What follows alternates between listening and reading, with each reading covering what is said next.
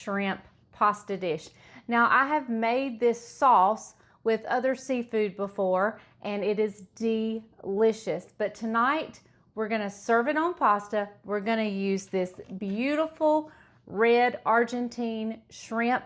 This is a pound of raw shrimp. It is red Argentine. Although it looks cooked, it is very much raw. It's been peeled, deveined, and tailed off. About a pound here, so we're going to use that. But first, before we get started, I have a pot of water that we're going to go ahead and get on the stove and get it going and get it ready for the pasta. So let me get that started and I'll meet you back right here. So the first thing I want to do while my water is coming to a boil, I need to find the spaghetti noodles. I'm going to use spaghetti. I don't think I have linguine, but I need to look for, make sure I have some spaghetti noodles. But we're going to make a seasoning for this shrimp. So I'm going in with a teaspoon of garlic powder. We're going to add a teaspoon of black pepper, and this is all going into like a little dish here. And a teaspoon of salt. So equal parts salt, pepper, garlic. And I'm gonna give that a little stir. And with my fingers, I'm just gonna use my fingers and we're gonna sprinkle this on our shrimp.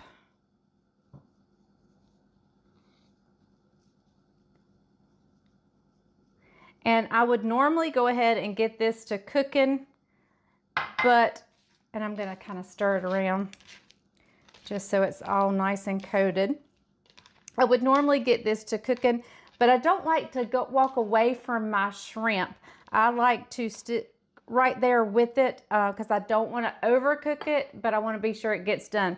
So, okay, let me get our vegetables, wash my hands, and we'll start preparing the other things that go in the sauce. All right, so here I have some green onions that I've washed. And I've cut the kind of, you know how the tips get a little wilty looking? I've cut those tips off and I'm just gonna chop through this, get it down to the white. And we need, give or take, 1/4 of a cup. I usually am generous with the green onions just because I love the flavor.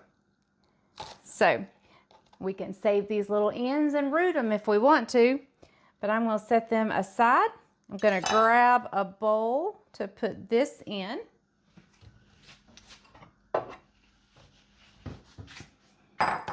And we'll start working on the messy stuff. That's definitely probably more than 1/4 of a cup, but that's fine with me. But generally speaking, 1/4 of a cup is the requested amount. So I'm going to drain some of this oil. These are sun-dried tomatoes. They are julienne cut, which means they're supposed to be in strips. They don't ever look like strips.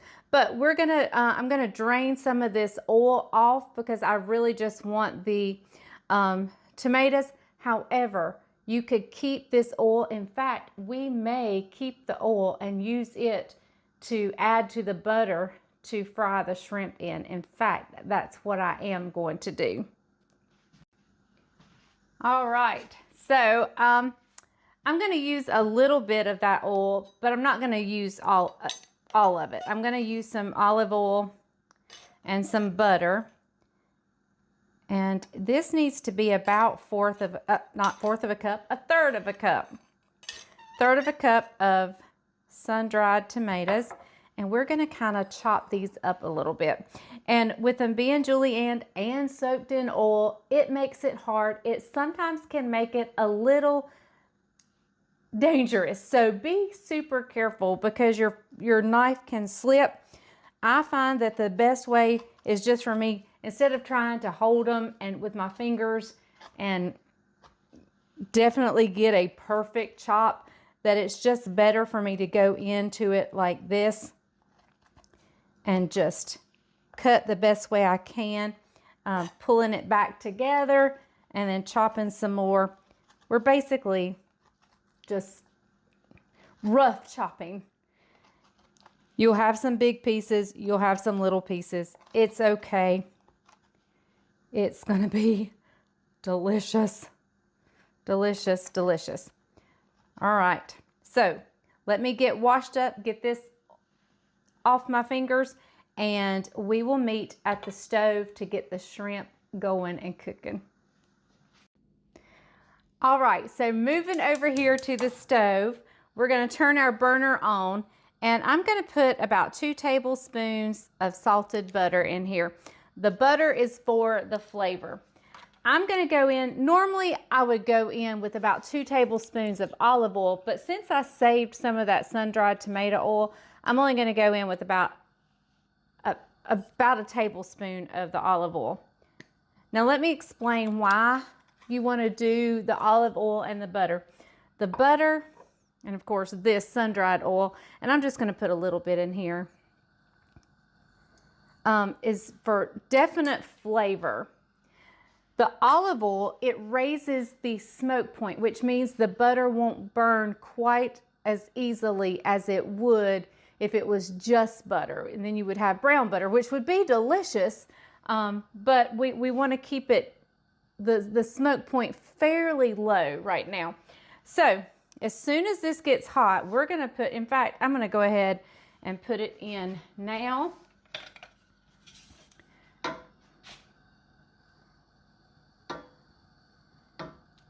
And we are going to get this shrimp cooking. I have another plate sitting over here to put this this cooked shrimp on.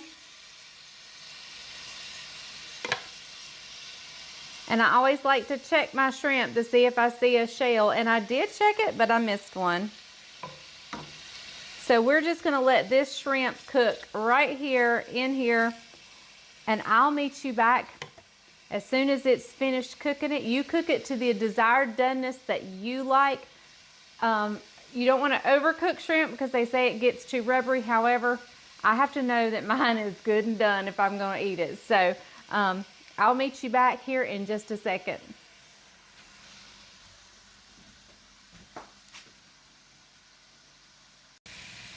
Okay, everyone, I've turned the burner down a little bit, and I'm going to go ahead and just scoop out this shrimp. Oh, it is so, I just cannot hardly wait. And if by chance you're a little bit concerned that you may not have gotten it all the way done, it's okay, because you're going to actually put it back in the cream sauce, and it can cook a little bit longer. But this is beautifully cooked, beautifully done. So good. All right. So I did turn my burner down just a little bit. And we are going to go ahead to this, add in some garlic. That's about a tablespoon of minced garlic. We're going to grab our green onions, and we're going to just kind of give them a little saute up.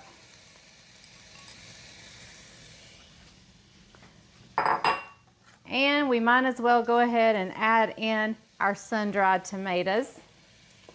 We're just going to let all of this go together and saute up for just a minute.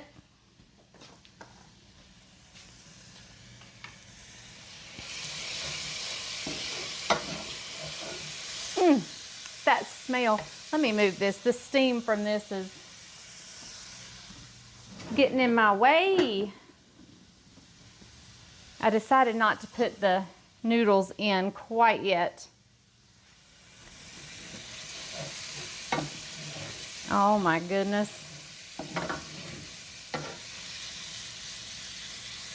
It smells so good. Smells so good. All right, so we have, this is a cream sauce, so we've got to add some cream, which I have a cup already measured out, but I also have the container still out, just in case we need a little more. So let me grab the seasoning mix that we seasoned the shrimp with originally. I'm going to get it, bring it over here, get some Parmesan cheese, and I'll meet you right back in just a second. Okay, so in here we have the garlic, we have the sun-dried tomatoes, the green onions, and I've got the oven turned down, the stovetop turned down, and I'm going to add in a cup of cream. And I sometimes like to add a little extra. In fact, I'm going to add about another half a cup. And I'm just going to eyeball it. Now let's just finish out the container. That was probably a cup and a half total that we just added.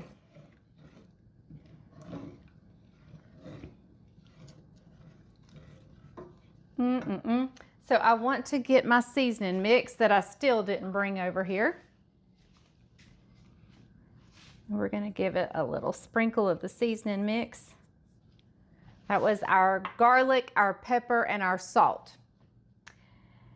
And to this cream sauce, we're going to add in some Parmesan cheese. Now, if you have fresh Parmesan, that would be wonderful, but we don't, so.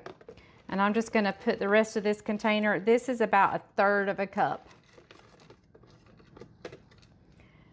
And listen, there's no shame if you use the green box, the green tub. There's no shame in that. So I just happen to have this from, I believe it came from Costco or Sam's one.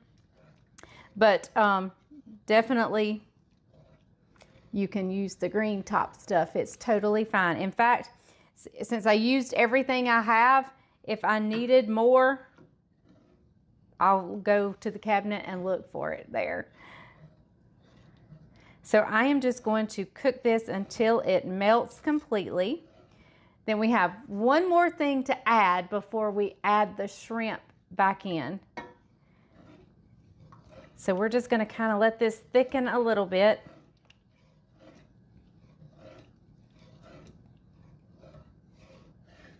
And my cream is deglazing the pan as I stir too. So it actually did that when I poured it in.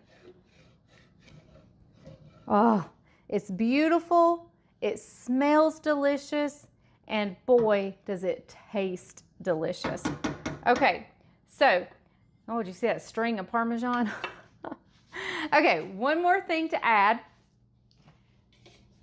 Now it's up to you if you chop your spinach or not, but this is baby spinach that I have, and I'm going to put in a couple of handfuls, and I'm going to stir that around. I don't worry about chopping it because it's going to wilt down and get teeny tiny anyway, so I don't worry about making it wilt. I mean, chopping it, because it is going to wilt, and I don't have to worry about getting it in small pieces. But some people may not like the stems. You may want to chop it. That's totally fine. Totally fine. I have more heavy cream if we feel like we need more heavy cream. But what I need to do now is to get my pasta going, because the sauce is just about complete. So let me get that going, and I'll meet you back right here when we put the shrimp back in. So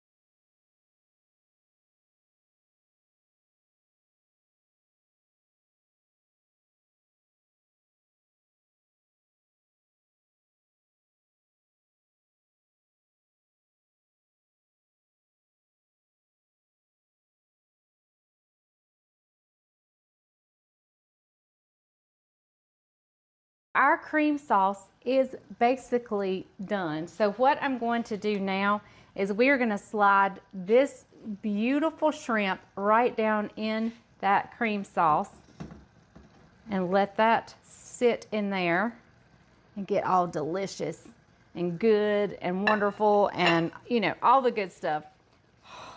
Oh, I can hardly wait. This is so decadent. This is so easy, but yet fancy. Like, you could impress a lot of people with this meal.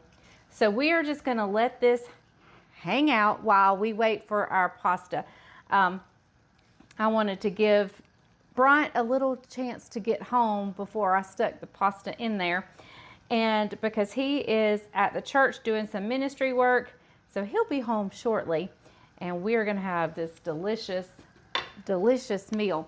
So let's talk about pasta. I would normally like an angel hair with this, or a linguine. I have spaghetti noodles tonight, but I never know. I am terrible at knowing how to measure out servings. And you know, I just don't know. I can never guess right, because sometimes I think, oh, I need this huge amount, and then we only eat this amount. So I can't really advise you on how to measure out your spaghetti and how to know. I know there's a formula for it, but it never works out for me and my family. It never works out. So I'm gonna measure with my hand and with my heart when I put the spaghetti in the water. So I'm gonna just cut the sauce and the shrimp off and let it hang out there and do its thing. When this comes up to a boil, I'll add some salt to the water. You always want to salt your water, because that's the only chance you're gonna get to get salt into that pasta and to flavor it. So now you got the flavor of the sauce going on it, but to actually get it into the pasta, this is your chance. So you want to salt your water as soon as it comes to a boil, get your pasta in. And I like an al dente, which is the pasta has a firmness to it. That's the way we prefer our pasta here. And so I cook it at the very, it'll say 9 to 11 minutes or whatever it says. I always stop at the very first mark. If it says 9 to 11, I only go 9 minutes and not a second past that. So I'm gonna clean up here, get some things in the sink, and I'll meet you back in just a second.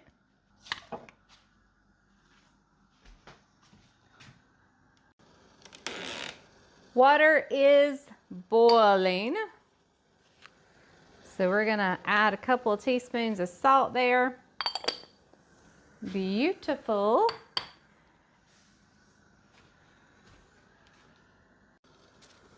Okay, I'm going in with just a handful. I don't know, that may be too much and it may not be enough, but we have the rest of the pack. If we need to cook more, we can. So guess what, everybody?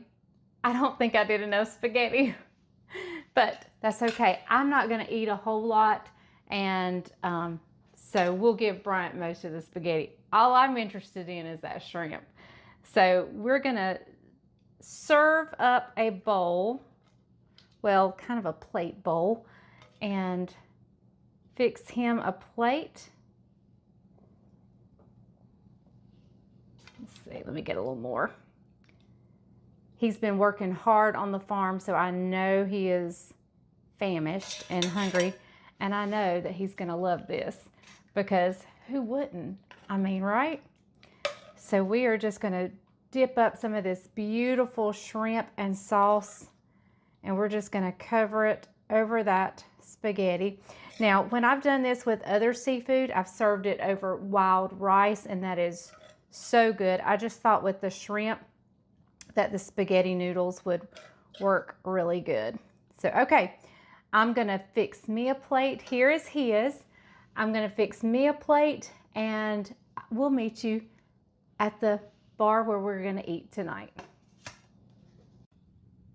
Okay, everyone, we are sitting down ready to try this delicious shrimp dish. It looks delicious. The color looks great. You got some green, some reds. Looks really, really good. Okay, we've already said the blessing, so we're gonna give it a try. Let's dig in. Here we go.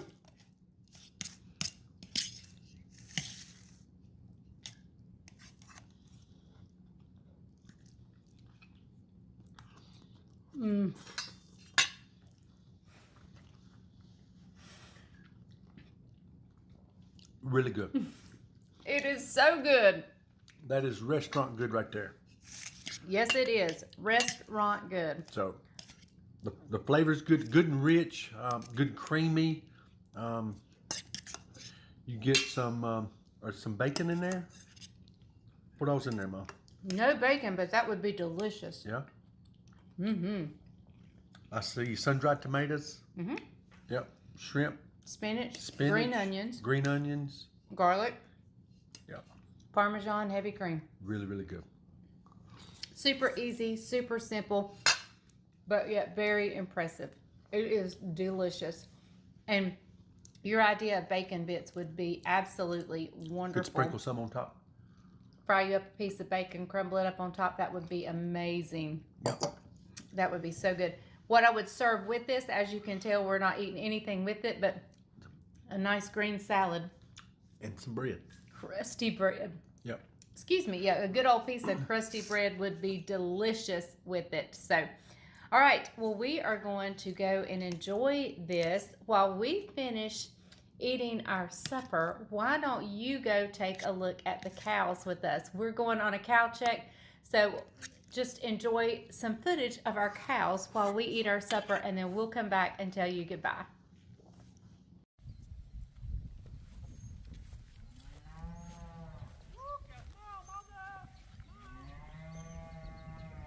They just came to the fence and was waiting.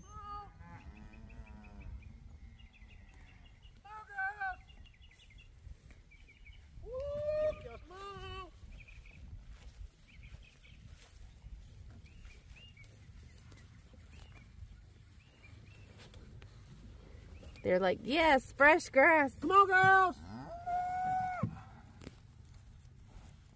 It's probably about 29 mama cows in this herd, I think. And Big Daddy right there. You can see Big Daddy coming right there. Woo! Cows, moo! Look, she answers.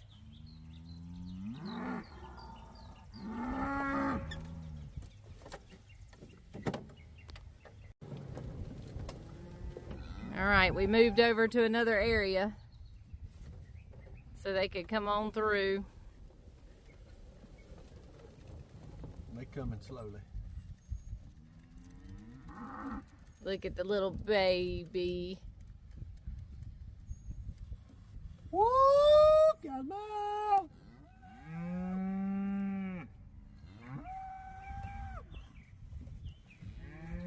Blue's excited. Yeah, Blue's vocal. They're still a coming. There's a bunch on the other side of the pasture fence.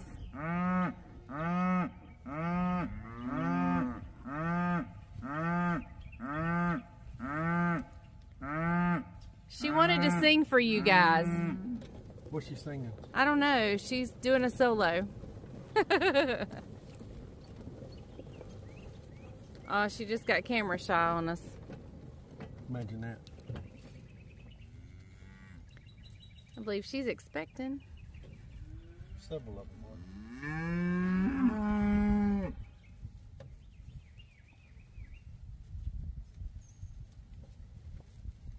One of our favorite afternoon date trips is to check the cows. And we need to get up to the other end and shut the gate. No. She's very expecting right there. Tell them what the terminology is when they're very expecting. They're very pregnant. Heavy bread. Heavy bread, yeah, that's okay. Heavy bread.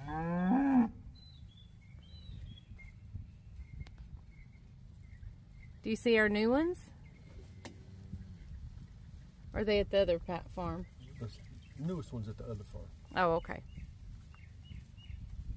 But there's still several calves here.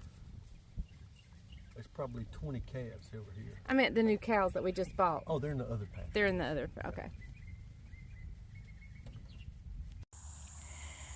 So I hope you guys enjoyed going and checking the cows with us. Now those videos were taken maybe a couple of months ago. I mean, they're pretty older videos, but they were good ones that I had that I wanted to share with you going out and checking the cows. So we've had several calves since then, And we actually have 2 herds of cows. We have a herd over here kind of behind our house, and we have a herd over here kind of in front of our house. And so we go and check both sections, but it's so neat to watch them just come running when Bryant hollers or calls for them, and they come running. They know his voice, and they're hoping he usually has food or minerals or something for them, a treat for them. And I just love to see them come running. And it's really, I love the cows. Love the chickens, and I love the cows. Now, one thing we don't have here on the farm is we don't have pigs. I would like to raise pork at some point, but not like on a big scale, just maybe 1 or 2.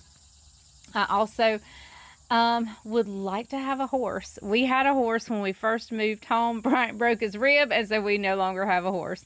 Actually, that's not why we don't have a horse. We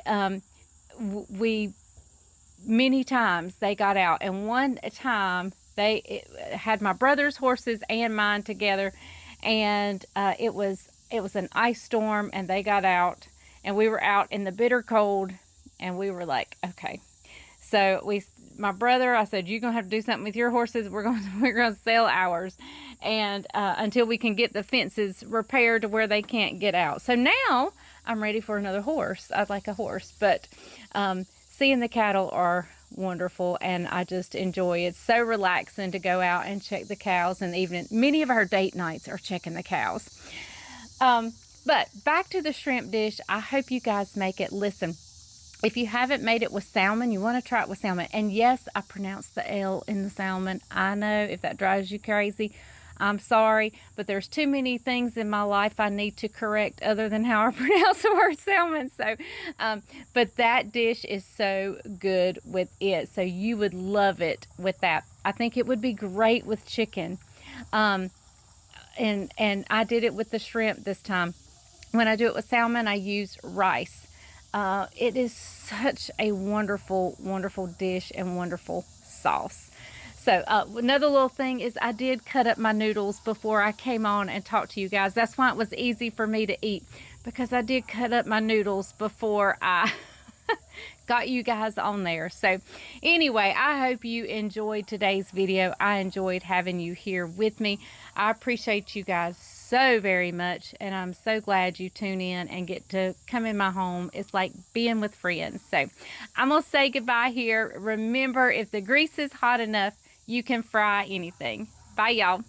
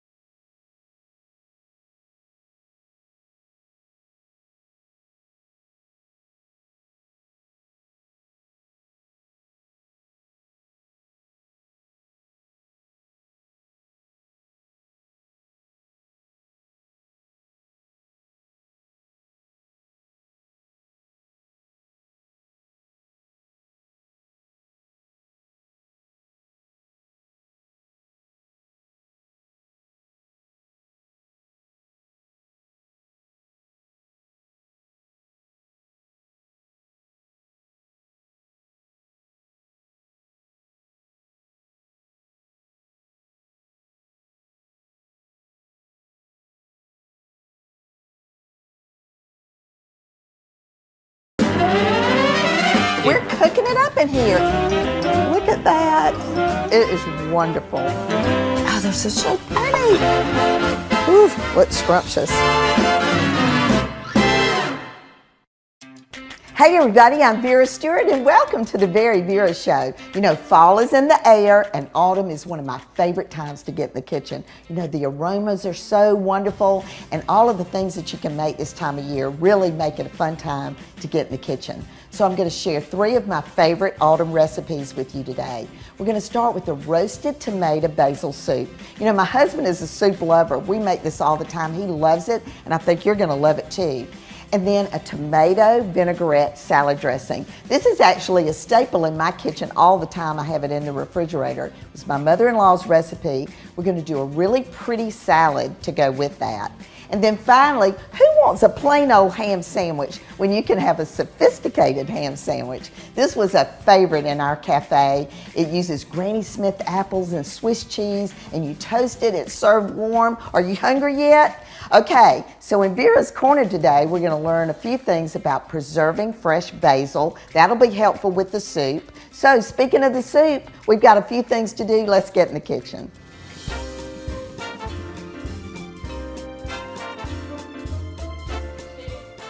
All right, I am so ready to get started on this roasted tomato basil soup, and honestly, it's one of the most beautiful pictures in our cookbook. It just sings of all of the special ingredients that go in this, and the kitchen just smells so good right now. That's the other thing about fall, is all the aromas. All right, so I had a little bit I had to do in advance. So I started by preheating my oven to 325 degrees so I could put my tomatoes in there.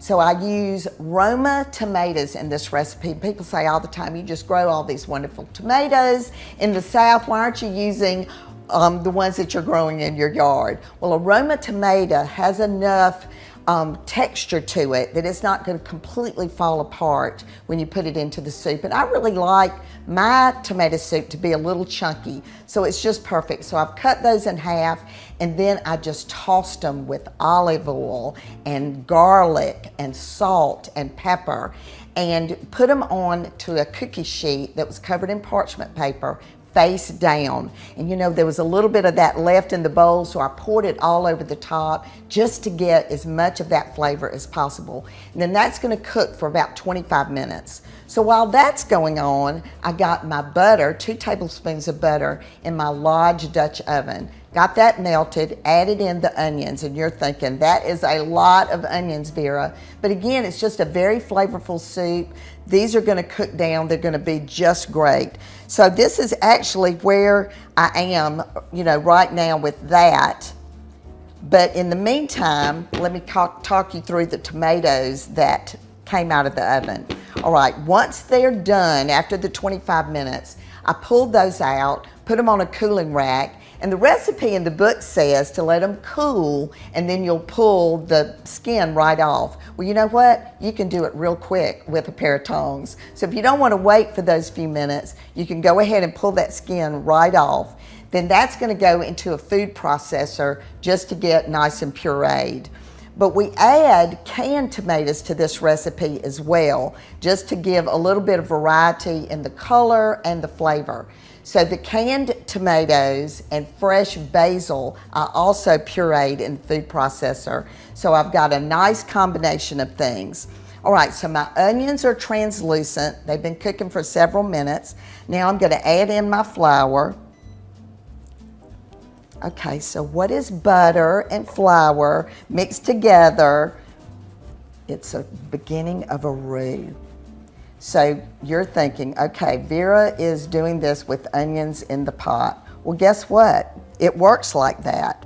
Very easy to do, and then you've got that step done. So I've got that. Now I'm going to add in my garlic salt and sugar. Okay, so let me give you a little secret about sugar. I love to use sugar when I'm doing anything with tomatoes. It brings out the flavor of that tomato. It kind of cuts the acidity of the tomato. I do it when I make spaghetti. I honestly do it with squash. I just love a little bit of sugar when I'm using something with tomato. All right, so now I'm going to add in my milk to that, and it's going to start getting thick. This is where the roux part really kind of comes together. So add this in kind of slow so it thickens as you go. And this makes quite a bit, and you know, so many times you hear me say, as long as you're doing it, make a bunch, because you can freeze it, or you can give it to your neighbor, or your children in my case. I know I've got several that are going to want some of this, because it's their favorite as well. All right, so you see that mixture is getting nice and thick. Now look at the difference in these tomatoes. So you've got the canned tomatoes that are a little bit redder with the basil, and then the Roma tomatoes that we roasted. Oh gosh. And you know, this is so reminiscent. When I was a kid and I would ride the train to Atlanta to see my grandmother, she always made grilled cheese sandwiches, and she opened up that cream of tomato soup from Campbell's. So this is a creamy based soup, but just look how beautiful that is. All right, so what makes this recipe great is the chicken stock that goes into it. And this is the secret ingredient today. This is Justin's chicken bone broth. And he is out of Wilmington, Georgia, and that is right, Wilmington Island, and that's right outside of Savannah. And this is the best flavor. It is so flavorful. You can use it in other dishes as well. It adds a lot of things to a lot of dishes. So we're going to let this simmer. When we come back from the break, we're going to get started on the tomato vinaigrette dressing. And this is going to be having this kitchen smelling great. So come back with us in just a few minutes.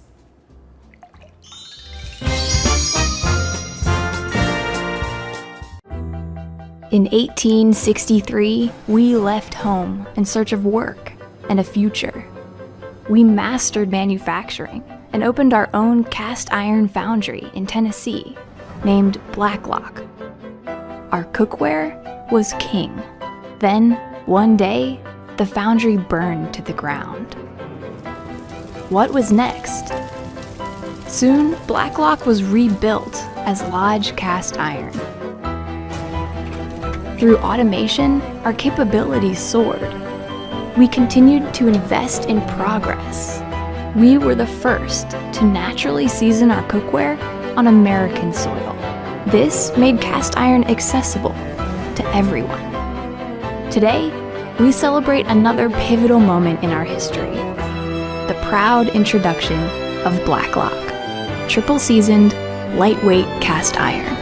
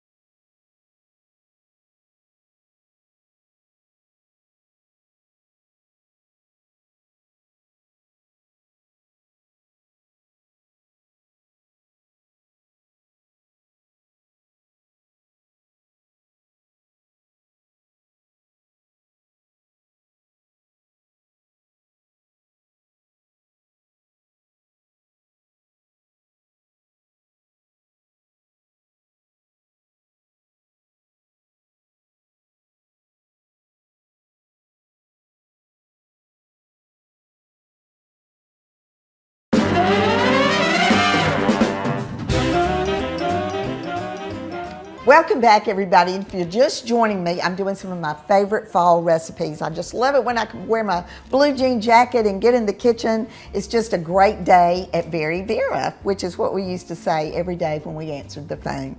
So this is a delicious salad dressing. This was my mother-in-law's recipe. She kept it in the refrigerator all the time. It's a tomato vinaigrette, but because she used it with fresh grapefruit sections, I found myself calling it the grapefruit salad dressing. So very easy to make, but there's an ingredient that I want to point out. The first ingredient that you use to make this in the blender is Heinz chili sauce. And you may not be familiar with that, and if you're not, it's going to be your new favorite thing, because I make this as a topping for meatloaf. I put it in this salad dressing, In fact, I make cocktail sauce with it. There's so many different things that you can do with it. So that's the first ingredient. Then oil. And then we've got apple cider vinegar. Now sugar. And remember what I said earlier about sugar and tomatoes. It's just the perfect thing to get some of that acidity out of the tomatoes. Salt, pepper, paprika. This is where it gets really colorful.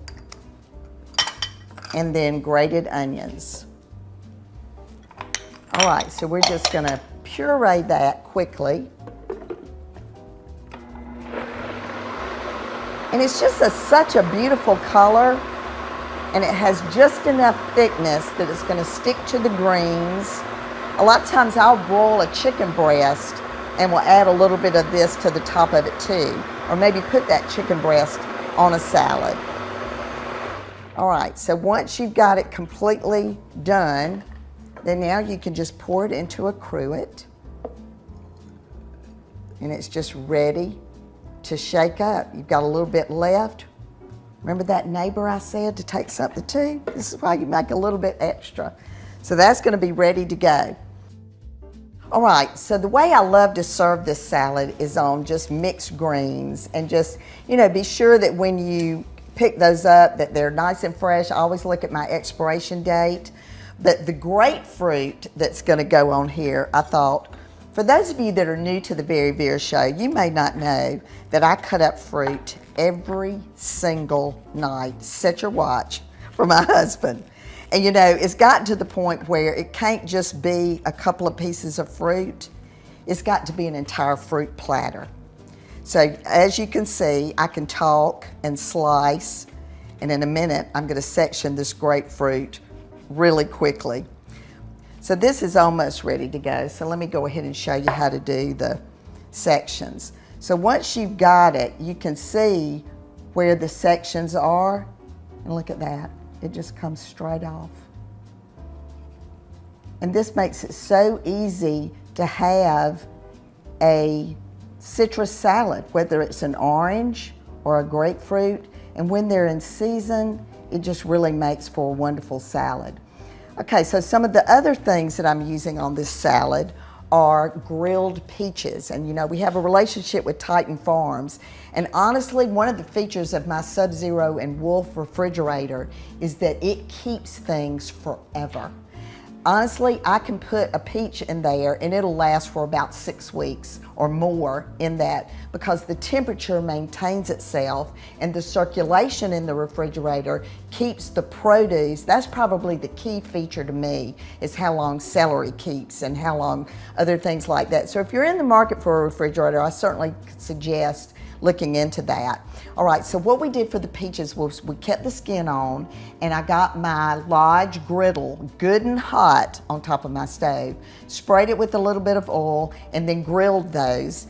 And then the avocado, the trick there is just to cut the avocado, take your chef's knife and just hit real hard on that seed, and that seed is gonna pop right out, so I can slice that. This salad is also going to have a red onion and feta cheese. So come back with us after the break. We're first of all going to show you a tip in Vera's Corner on fresh basil, and then we're going to get started on a sophisticated ham sandwich that I think you'll really like. So see you in a minute. Vera's Corner is sponsored by TaxSlayer. It's your refund. Go get it. Fresh basil is one of my favorite herbs. I love the aroma and I love the way it prepares in food. So today I'm going to show you how to preserve that fresh basil when it's in season to use all year. The first method is to freeze blanched basil leaves. Remove the leaves from the stems and blanch them in boiling water for 2 seconds. Immediately transfer them to an ice bath. Dry completely and freeze the leaves on wax paper. Once they're frozen, transfer to a freezer-safe container, separating the layers with wax paper. Use just like you would fresh basil leaves. The second method is freezing chopped basil leaves. Wash and dry the leaves completely. Use a food processor to puree the fresh leaves with olive oil, using 1 tablespoon of olive oil per cup of basil. Freeze the pureed basil in an ice cube tray, then store in a freezer-safe container. Use the frozen basil like you would chopped basil in sauces and other dishes.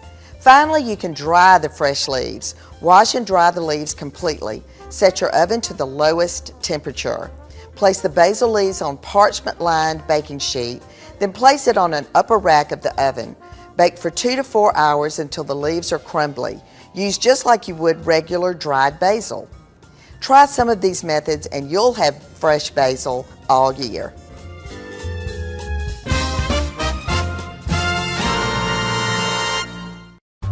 Every spring, thousands of patrons gather in Augusta for the golf event of the year. If you're making the trip, let Vera manage all aspects of your tournament week experience, from finding the perfect home to providing exquisite meals for you and your guests, to transportation to and from the course. With over 35 years experience, Vera has you covered. Plan your trip at veraaugusta.com.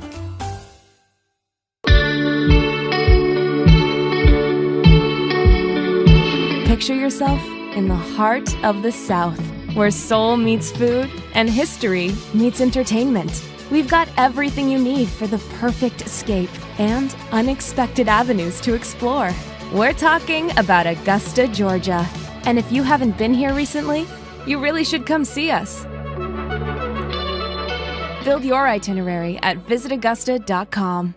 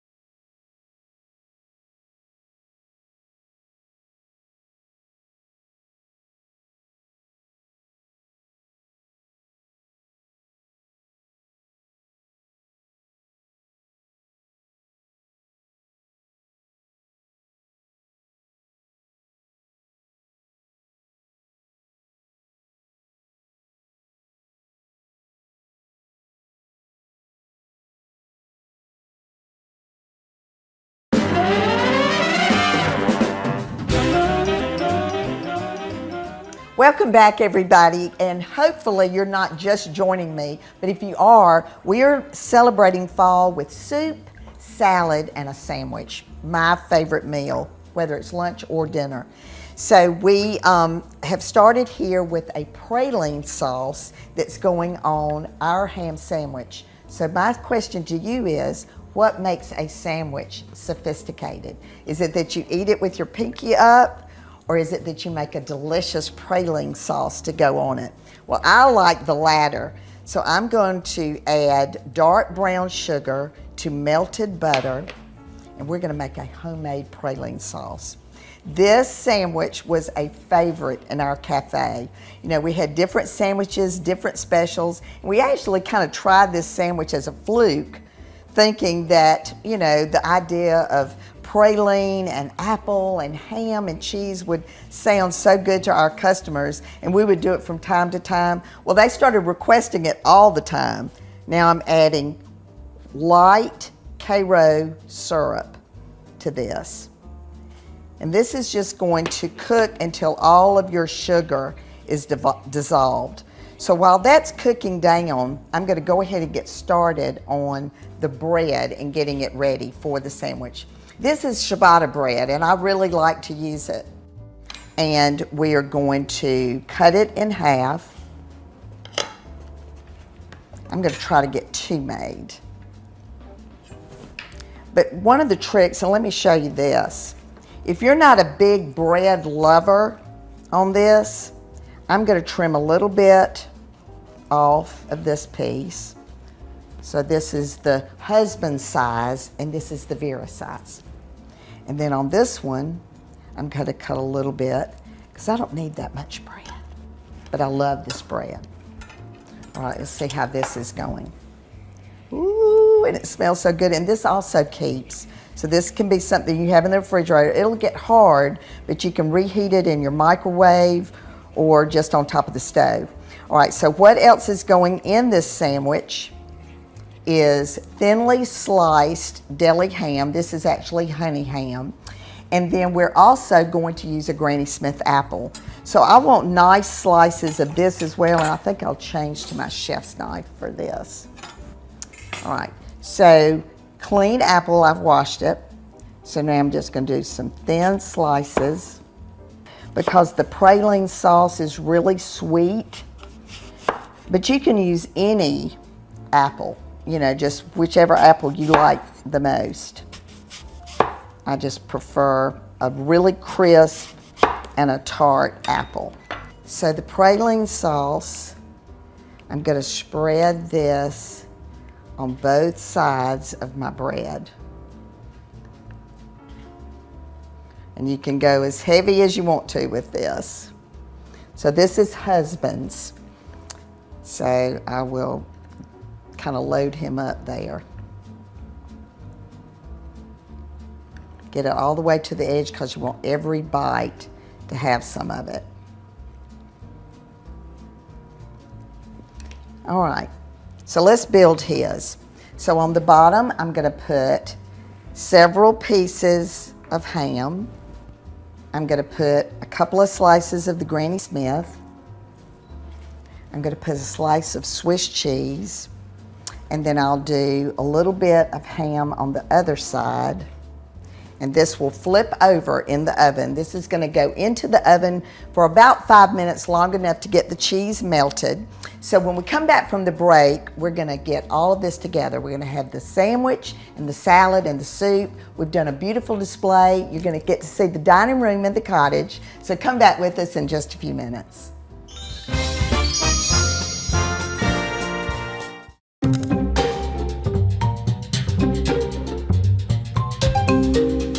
See what's possible for your kitchen. With Sub-Zero refrigeration, Wolf Cooking, and Cove dishwashing.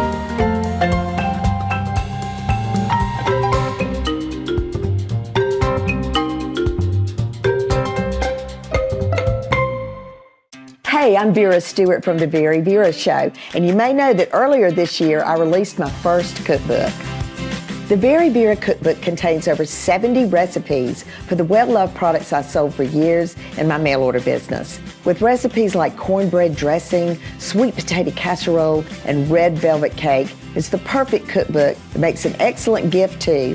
Visit veryvera.com to grab your personalized copy today.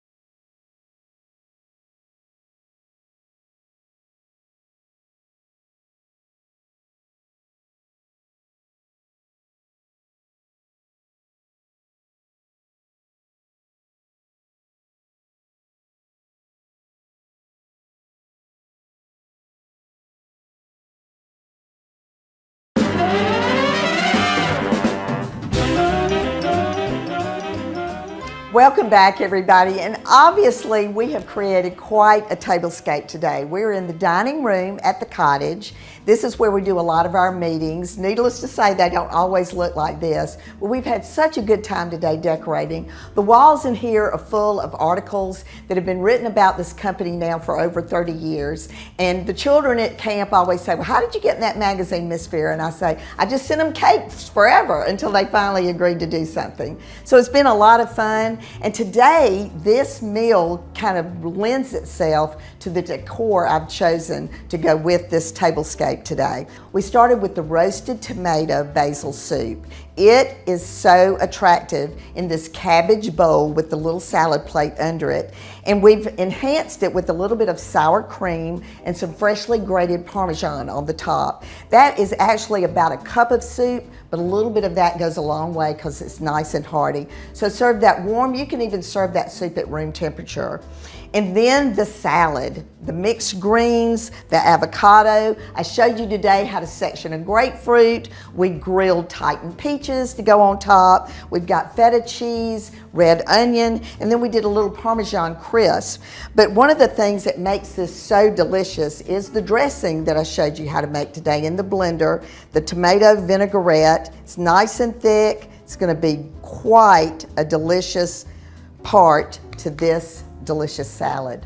All right, then finally the sophisticated ham sandwich. You know, you can put that pinky up, or you can just pick it up and figure out how to eat this and be sophisticated. That might be a little difficult, but as I told you, I cut some of the bread out of mine, but it just is such a beautiful presentation. And in catering, we've actually made this in advance and wrapped the pan and then just heated it again like right at the last minute. So if you're having a crowd, keep that in mind too.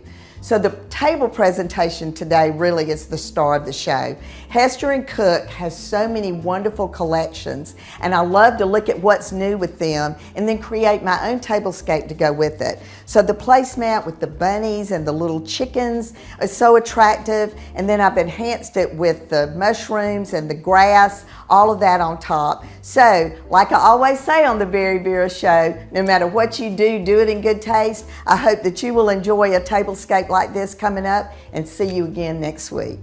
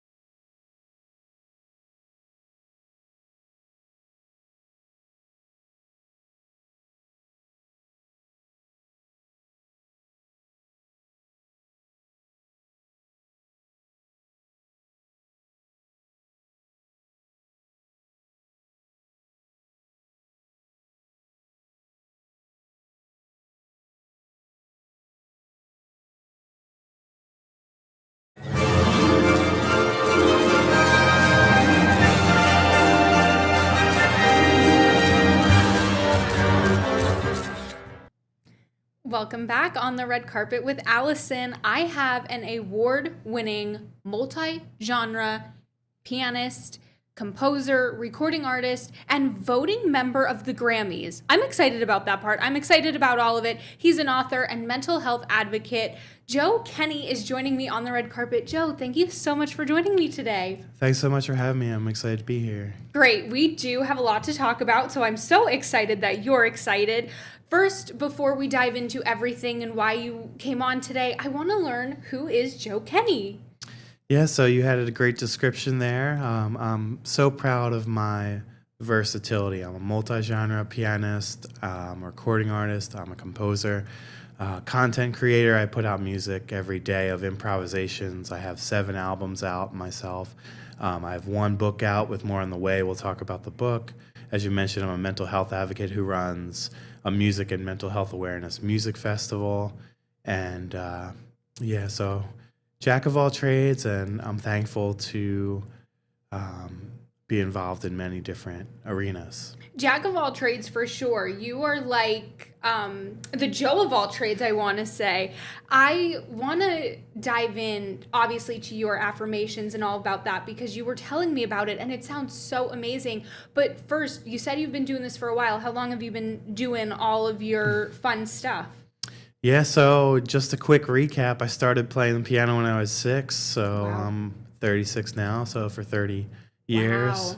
So thankful and blessed that my parents put me in piano lessons and it really stuck, and I've loved it ever since. So even out of high school, I was performing at retirement homes professionally, making calls, setting up performances for myself. That's another thing I do too. I manage other artists. So I love the business side of it, love obviously the artistic side of it. So professionally, ever since I finished high school, I was doing it. I went to college, Westchester University, got a Bachelor of Music in Piano Performance. And even throughout my college years, I was performing and creating opportunities and following leads. You and I, similar pathways. So I'm 23. I did all of that fun stuff in school. I did theater. Funny story, my mom gave me singing lessons as a Christmas present the one year. Well, the kid who was brand new to the job thought that I was there for piano lessons. So he gave me a couple piano lessons, and I thought, oh, this is just part of the singing. But it was cool, and I have such a respect for the arts and the music. But without further ado, tell me the real reason why you were on the red carpet. I want to hear all about these affirmations. It sounds so interesting.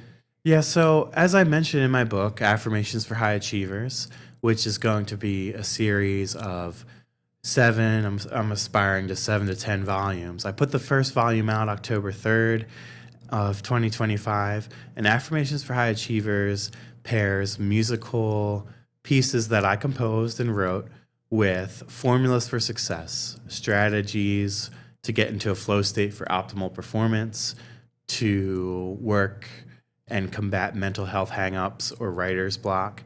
And so I'm somebody that can use a clear and concise directive to keep myself focused, to beat the existential dread, and to really achieve my best.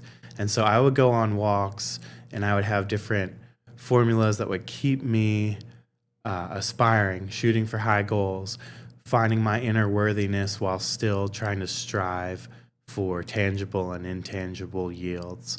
And I put out my first volume that includes 160 affirmations, and each page there's a QR code you can scan, and it leads to an original piece of music on YouTube that I wrote. You can sit back, you can repeat the affirmation in your head as you listen to the music, intentionally created to help you get into an immersive feel so that you can really internalize the message. So intentional. Joe, you just said a lot of great things. So intentional, so personable. How did this happen? Because it didn't just happen overnight. There's so much work, it sounds, that you put into this, and it sounds so beautiful. And I listened to a few that you sent me, and I was like sitting there and I had chills, and they really make you sit back for a moment and think. So what was the process of creating Affirmations for High Achievers like? Yeah, so it started out over an 8-year process of me on a note-taking app on my phone, writing affirmations while taking nature walks. And the idea was it was going to be a couple hundred, and I would just release them as one book. It blossomed into over 1,100 affirmations. Wow. And during that time, I was also, I'm big into self growth. I'm big into trying to be my best self and to try to share my techniques with others who may benefit. So I was very meticulous in not only documenting affirmations, but also one of my music albums, Reflections on Inner Transformation, was all about self-growth too. It was 16 original pieces of original piano music focused on different points of personality and things I wanted to bring to another level. And so I was documenting pieces for growth while I was documenting affirmations. And then when I wrote the book of affirmations, I pushed the goalpost a little bit further and said, you know what? Let's create an original piece inspired by each single affirmation. So that took an extra couple years. Yeah. And finally, I did get it completed, end of 2024, edited, and then released in 2025. So yeah, a lot of moving parts, a lot of moving the goalpost back a bit sometimes for me, and that's kind of what I tend to do, but I'm so proud.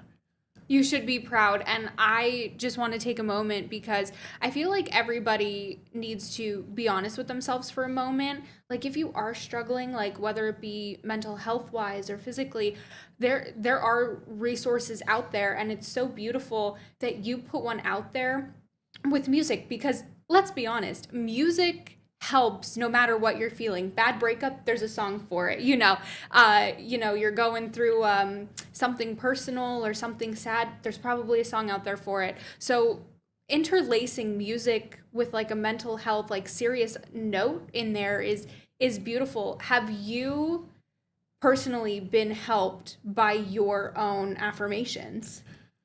Yes. So the crux of the affirmations are, they are a tool for my own mental health struggles. I grapple with a comorbidity of anxiety and bipolar disorder, and thankful to have the resources to, be medicated in a way that's helpful for that. But beyond that, there's important things to do to stay consistent, to foster a healthy mindset. Music is such an important one for that for me, and I have the tool being able to perform and improvise and create, and writing too. And so they all help me. That's where they started. So, and they're all I statements. So I'm trying to drive home the point that these really stemmed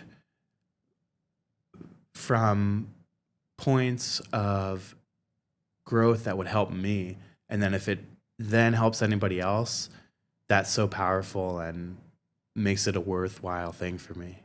And how has the feedback been? Because this is newly released. So if people like reached out to you, and can you share a story of somebody reaching out saying like, hey, I just want to let you know you have helped me so much? Yeah. So I started posting the affirmations on social media, and new ones and ones not even in the first volume, years ago, with the lead up to the book and trying to draw some buzz, but also just to help people. And on my TikTok, which is Joe Kenny Piano, and all of my socials are at Joe Kenny Piano. But on TikTok, I would post every day, and I had a lady reach out to me who lives in Oklahoma. And she was saying how impactful my affirmations were, that she relies on them every day and how much they mean to her. And that really went a long way for me to know that, okay, I'm writing these for me, but they resonate with someone else, and it's making a tangible impact immediately.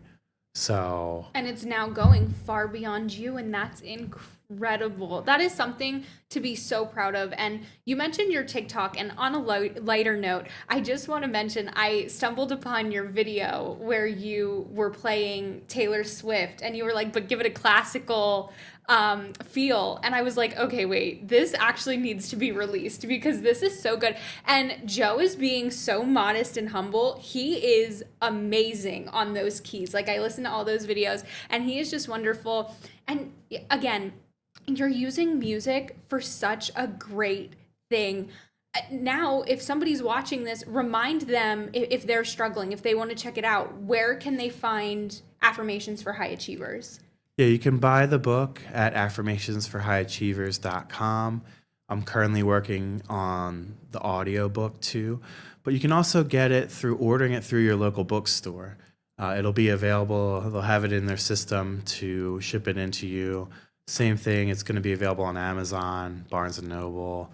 Through my website, affirmationsforhighachievers.com, I sell autographed copies too. So plenty of places to get it. And you can also get some daily content on my socials, YouTube, TikTok, Instagram at Joe Kenny Piano, where I'll write the affirmation right into the video of me performing. So you can get a really immersive experience, and it's focused on loving yourself, on striving for the best that you can be, which fluctuates day to day based on all the things we go through. And I think it'll really empower you to find the courageous spot within yourself and to see that you're worthy with or without what you accomplish, but that you can also dream big and shoot for the stars. That's beautiful. I don't even want to talk after that because that is just like, I have chills right now with how like amazing this is and so eye-opening. And I do also want to point out, we're going to take a break here in a couple of minutes, but winter is coming up in NEPA, and I was born and raised here, and you drove from Philly today. First of all, applause for that in your home. This man drove from Philly. We're supposed to be getting some snow here later today, but that in itself, being from NEPA, and you know, it gets dull here. Like, winter is a very hard season for so many people with like the holidays and maybe losing a loved one and struggling with that. And if these affirmations can help, I strongly suggest somebody check these out. And here's the thing, we're not just talking about affirmations with Joe. He is he's the Joe of all trades. He has a band. He just released his 6th and 7th studio albums so you're single and then you have a band, right? Yes. So I have several albums out as a soloist. In September, I just released the improvised cinematic piano sessions. It is indicative of, the title is indicative pretty clearly of what it is. I did one take improvisations on themes that just came to me, and the idea is they're cinematic or great for potential soundtrack placements. And as I work on a movie with a friend that I'm doing, and I'm trying to get other sync placements in film and TV. So that was my 6th studio album. And then my 7th album was my full band, Joe Kenny Band. We do jazz fusion, jam band, adjacent covers of popular songs from different eras. We also have an award-winning original album out that's jazz fusion, neo soul. We're touring all throughout the East Coast, and I love to stay active, and you know, I'm really trying to seize my moment on this earth and do the best I can. And seize it you are. Does he ever stop? That's my main question. We are going to take a quick break. You're going to stick around, right? Yeah, love to. We have so much more to talk about, more on the red carpet when we return.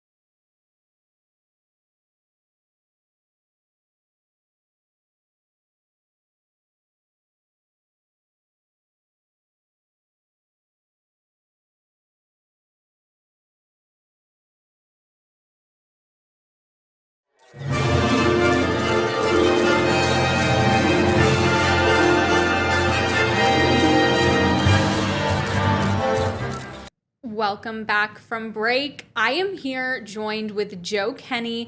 This has been wonderful so far. We have talked about affirmations for high achievers, and now, since he's the Joe of all trades, we're going to learn more about his band and why he is such a big mental health advocate. So, Joe, tell me about this tour that you and your band are going on. That's so exciting. Yeah, so always working on new music, and my band is more of a collective. We have some different moving parts, and it's aptly named after me, Joe Kenny, so it's called Joe Kenny Band. And so we have an original album out called Forth, Forth, because motion is very important to me, and so it was also my fourth album at the time, so a little bit of a play on words.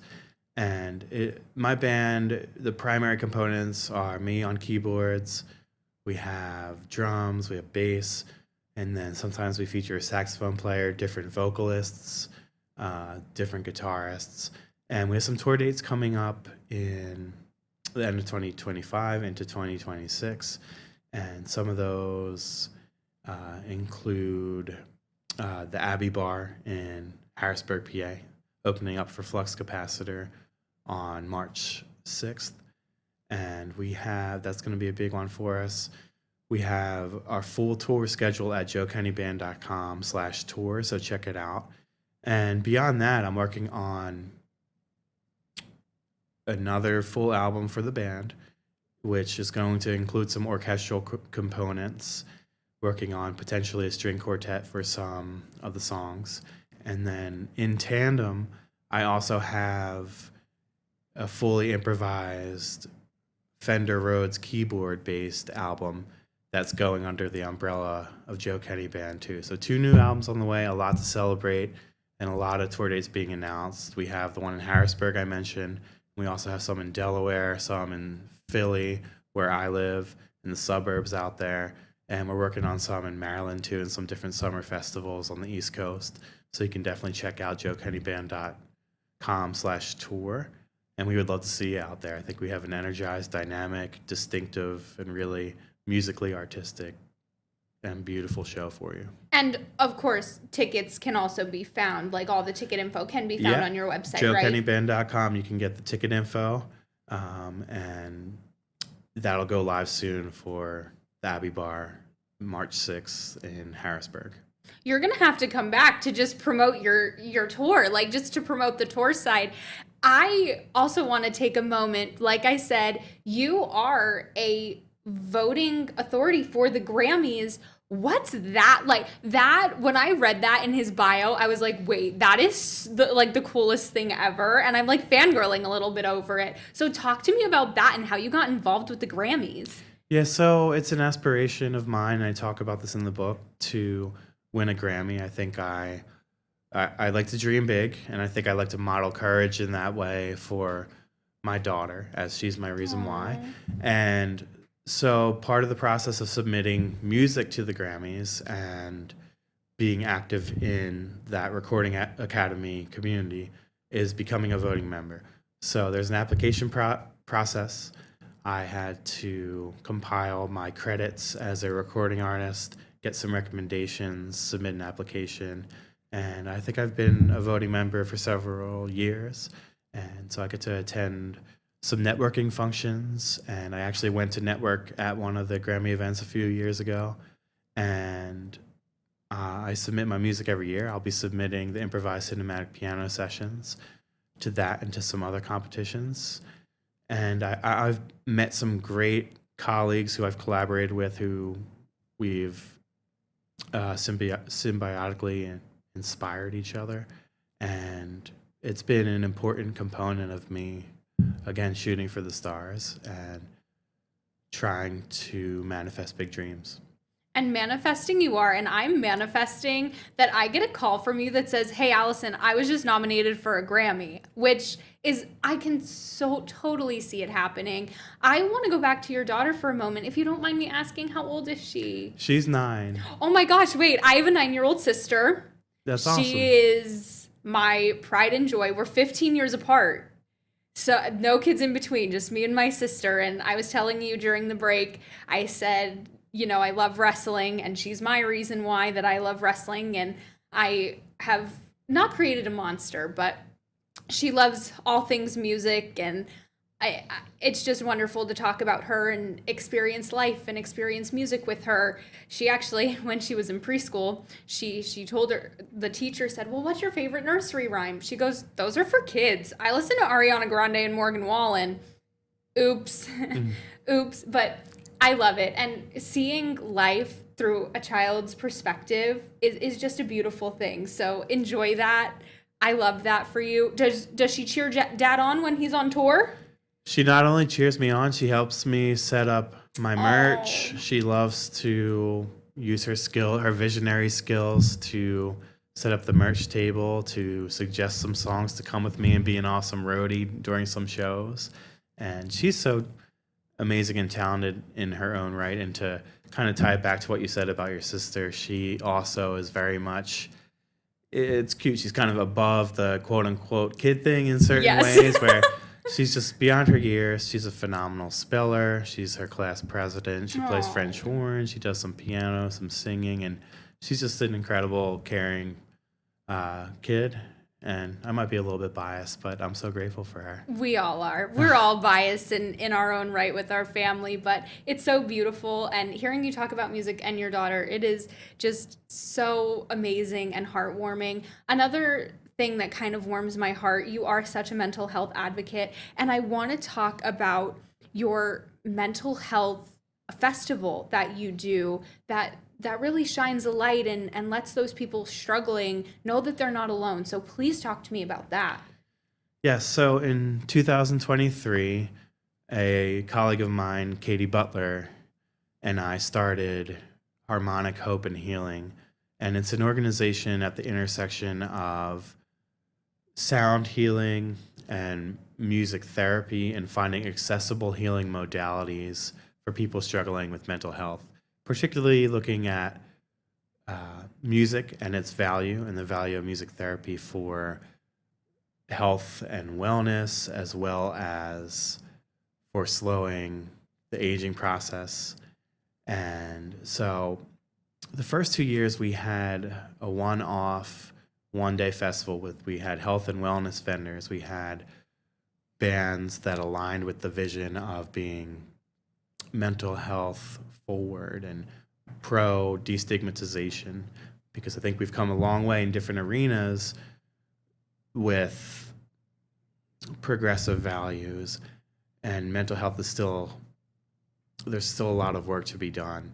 And I myself struggle with bipolar disorder, and I just want to be a safe space, and that's another reason I want to succeed in different areas, because if I can be a model for, okay, you can be grappling with your struggles, whatever they may be, particularly in mental health, and still succeed, still have stability, still have inner peace, still have love, still have a community that supports you. So this year, 2025, it's a whole concert series for Harmonic Hope and Healing. We've expanded. A lot of it's taking place in Phoenixville, but we're looking to go into different areas. So Phoenixville, PA. One of the events is going to be May 2nd. It's going to be a yoga class with me playing piano in the background. Oh, wow. And then we have other concerts that are featuring some regional bands. My band, Joe Kenny Band, will be performing at some. And each of those events is going to have a different mental health organization beneficiary. One of them is going to be the National Alliance of Mental Illness. We have some local charities within Phoenixville we're supporting. There's also going to be our second straight year with a panel discussion with different music therapists and with different mental health professionals that's focused on the value of music. There's going to be a Q&A. We're going to show a movie at a local theater that inspires about the power of music and music therapy. Wow. So a lot of different events to shine light on mental health awareness and destigmatization, and it aligns with Mental Health Awareness Month in May. So this all takes place during May to highlight that important part of the year. But I do the affirmations, and we're looking to expand beyond May, because mental health is something you grapple with. It is up and down every day, if not every And week to month. So right. And I think what you're saying is so important, because I think a lot of people who are struggling, and I've had my own mental health struggles in the past, and I think for so many they're like ashamed by it, and like they shouldn't be ashamed, because like you're saying, like this festival is such a safe space that it really could help save a life, or just for a moment make them stop and say, hey, wait, I am loved, I am okay, I will be okay, and no matter what I'm going through, I can handle it. So the message of that is beautiful, and I wish you nothing but success on that venture and like all of your ventures. One more time, we're going to be wrapping up soon. I really don't want to. I want to keep you here forever and just talk to you all the time. Remind everybody about affirmations for high achievers. yes, so Affirmations for High Achievers is my new book series, and it's available on wherever you get your books. It features, the first volume features 160 affirmations paired with 160 original piano compositions that I created, so that you can get into an immersive state and enjoy a musical means to internalize the messages of hope, self-love, and creating a meaningful and lasting legacy for yourself and those who you advocate for, those who matter to you. That's beautiful. And that's how we're going to wrap up the episode. Joe, I'm so excited to see what the whole future holds for you. I cannot wait. As for me, on the red carpet, Roku, Apple TV, Amazon Fire, 2 to 3 p.m. weekdays. Joe Nardone, that is. You know the drill. Roll that outro.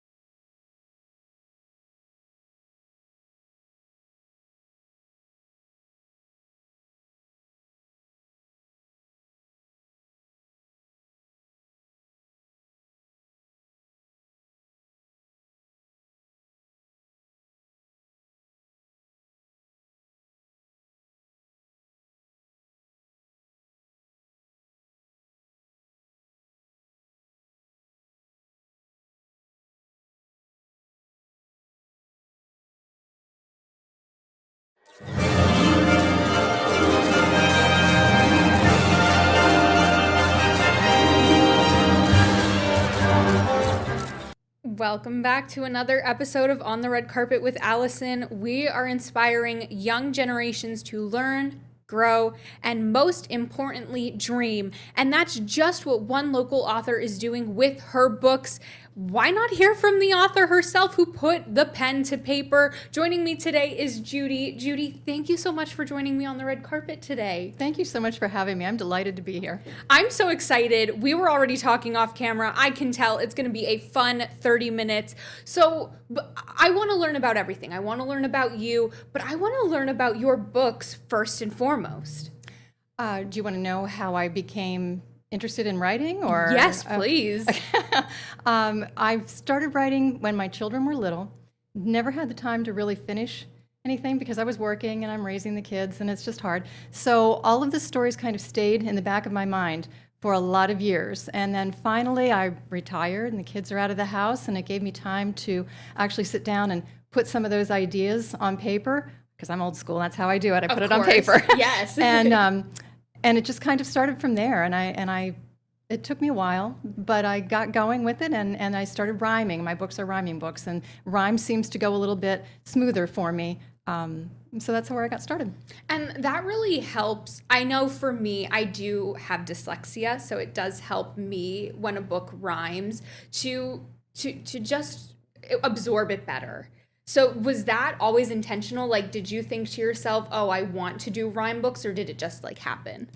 Do you know what? I'm really glad to hear that, though. That's a wonderful thing. I'll tell you one little story and then I'll answer your question. Okay. I had been at a Comic-Con, and a woman came up to me. She had a little boy who has autism, and she said he doesn't deal well with numbers, but he really likes letters. And my first book, Agatha Livermore and the Magic Cookie Spoon, kind of follows the alphabet all the way through, because Agatha's name starts with an A, and then all of her siblings' names start with the subsequent letter of the alphabet. So he could kind of track through like that. And she said he was really enjoying that. So it does my heart good to hear that with you too, rhyming seems to be a good thing. Actually, at the time, that really wasn't my intent. I'm glad it works out that way, but I just always liked Dr. Seuss a lot. I liked to read him when I was a kid. I like to read him to my kids, and rhyming comes kind of naturally to me. So that's pretty much why I chose the rhyme. I love that. Congratulations are in order, because not only do you have Agatha Livermore and the Magical Cookie Spoon, you just released Agatha Livermore Planted a Tree, isn't that right? Agatha Livermore Planted a Tree. That one's near and dear to my heart. Tell me about it. Well, Agatha's, she lives in a small town. She lives next door to a store that was torn down. When she looks out her window, all she can see is a big empty lot and what it could be. Okay. And so she begins with this dream of planting trees and making something special out of that big empty lot. And the town gets involved, and before you know it, we've got lessons of teamwork and community coming together to beautify the town. And it's got a nice little ending that I think sort of teaches a little lesson, as does the first book. I like to teach a lesson with my stories too. So that's where we're at with that one. You mentioned a lot about teaching a lesson, and I think nowadays it's so important, because like I was telling you, I do have a 9-year-old sister who sometimes it's like 9 going on 19. Yes. So who really, what is your intended audience and age range for your books?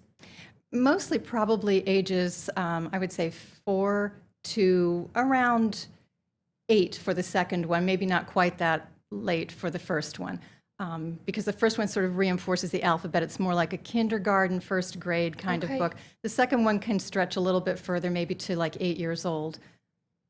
Okay, that's so important, because I think nowadays, especially with the economy, and books need to be at the ready for children, because learning and reading are so important. I remember, and I don't know if you were the same way, reading and writing in school were my favorite subjects. I did so good in reading and literature. Science and math, maybe not so much, but we're not going to talk about that. I just loved reading, and I loved the plot pyramid, where it was like, who's the protagonist, who's the antagonist. So when did you really, I know you talked a lot about your children writing these books, but when did you, from a high school age, did you think, wow, maybe I could write?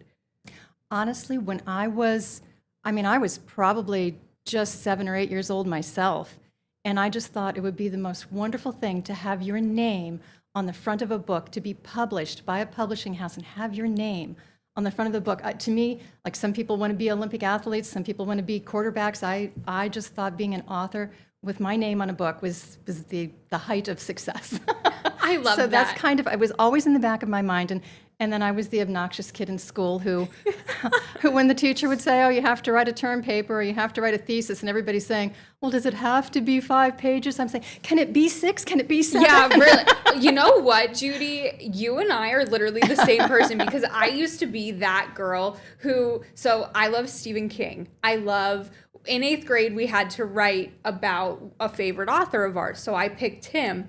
It had to be 100 words. That's it, just 100 words. I think mine was probably 15, 16,000, because I just loved him so much. But hearing you say that, and the way you talk about your books and your work, it really is, it literally is magical to see, because you're just like lighting up about it.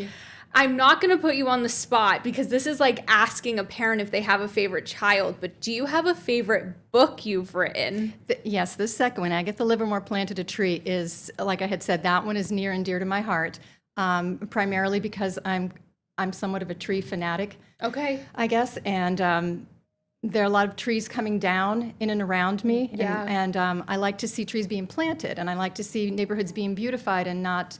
Progress is a wonderful thing, and we need it, but at the same time, I hate to see a lot of trees destroyed in the name of progress. Yeah. Right. So that one, like I said, is near and dear to my heart. And may I plug myself a little bit? Of course. I also have another book coming out. It's the third in the Agatha Livermore collection, and it's called Agatha Livermore Wanted a Pet. That's in publication right now with my publisher. It won't be released probably for another year, a little bit better than a year. But that one is also going to be coming out. I love that. Congratulations for that. I want to learn more about Agatha because as somebody with an A name, and listen, A names have like a fiery spirit. Does Agatha have a fiery spirit? Dare I say maybe a little attitude when she wants something done, she gets it done? Tell me about her.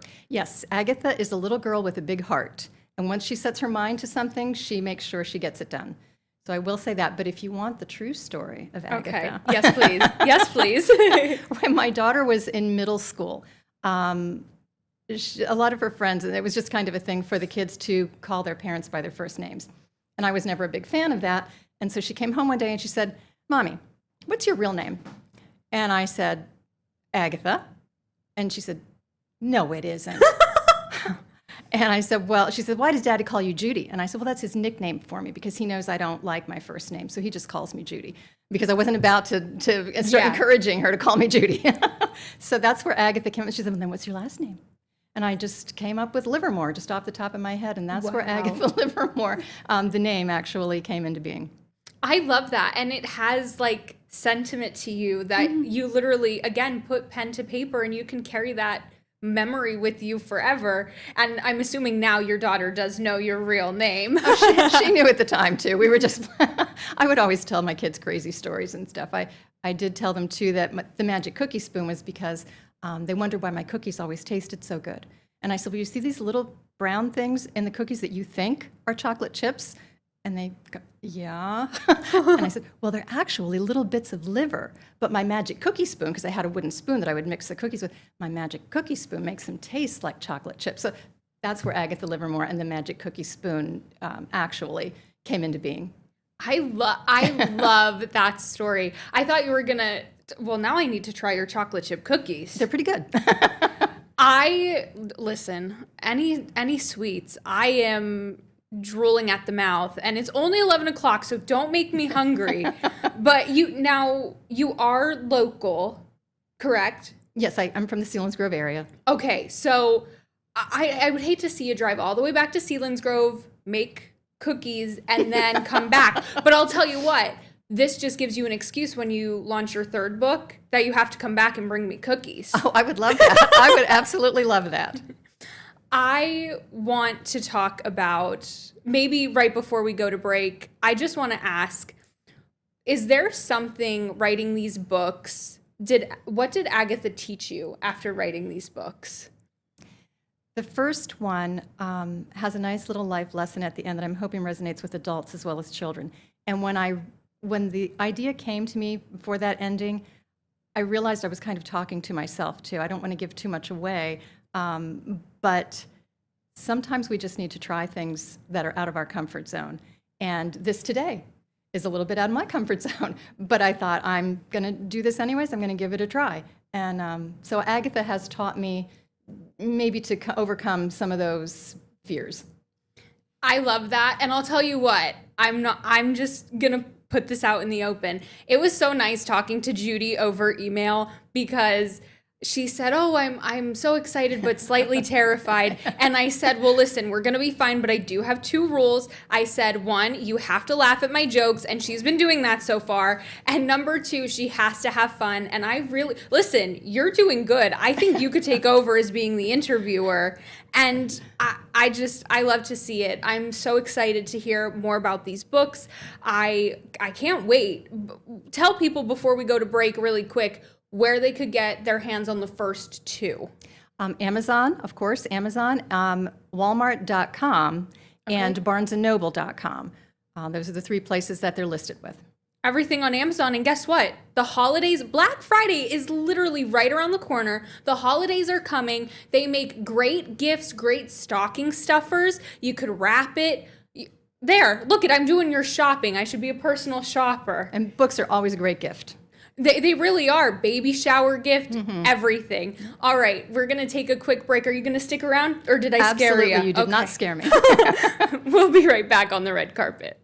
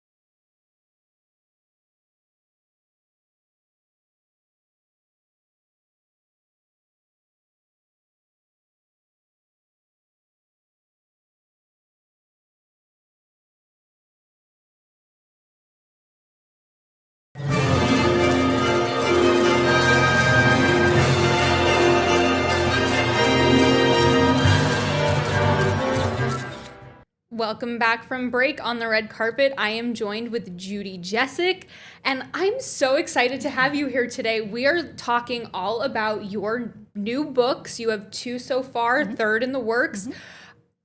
3 books does not happen overnight. I kind of want to learn more about your writing style. So talk me through that process. My writing style, I tend to come up with my best ideas when I'm walking or hiking. I get home, I scurry home and write down everything I could think of. And I'll start to write my stories, maybe the first verse or two, and then I skip ahead and write the ending. It just seems to be easier for me to. I've got a point A and point B then, and then all I need to do is fill in between how I want to start it and how I know I want it to end. And so then just filling in the middle part is all that's left to do. The writing part is the easiest part for me. The marketing not so much, but the writing part is very easy.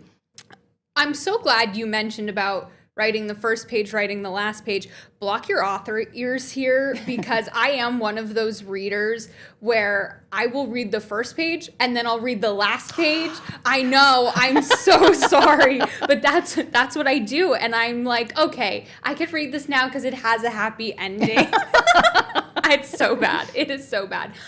Your books, I want to talk because the covers are so cute of your books. Thank you.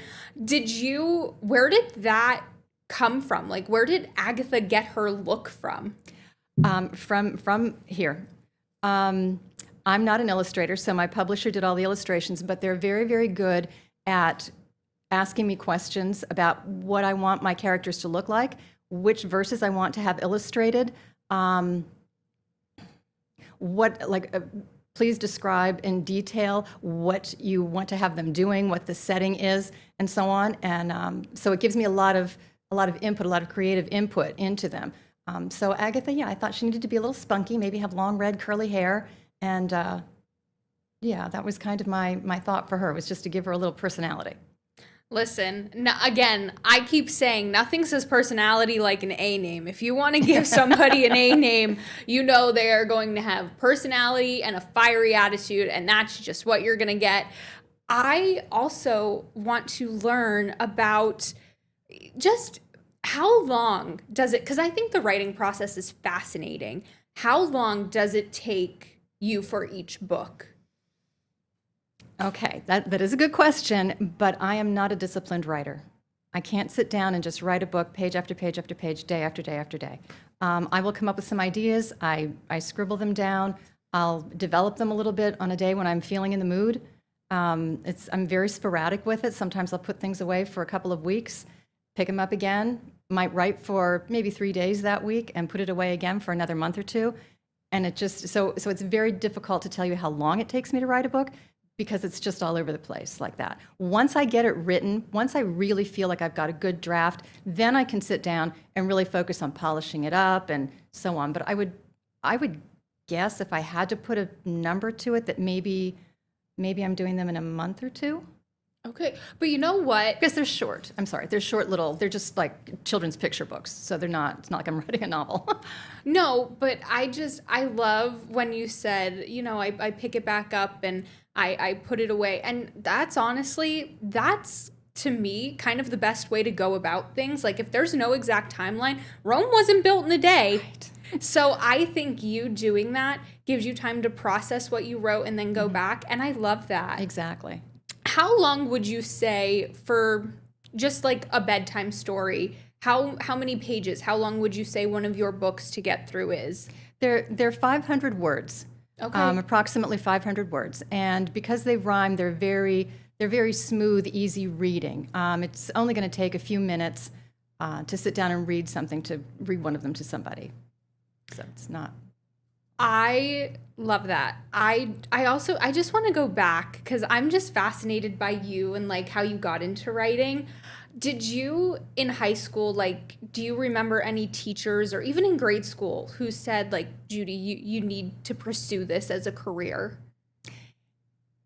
Not so much in school, but I did work with a group of people at one point, and whenever it was somebody's birthday or something, I would write a little poem for them. Aww. Something silly. It was always very tongue-in-cheek or something that had just happened to them, and so I would put that in a little poem. And they started telling me, you should write greeting cards. You should really write greeting cards. And I thought, that's also what made me think maybe rhyming was a good thing for me to try. Yeah. Because I did start writing a book that was a chapter book, and it wasn't rhyming at all. And when I hit on Agatha Livermore and the rhyme thing, it seemed to really go a lot smoother for me. So I thought maybe that's where I need to be right now.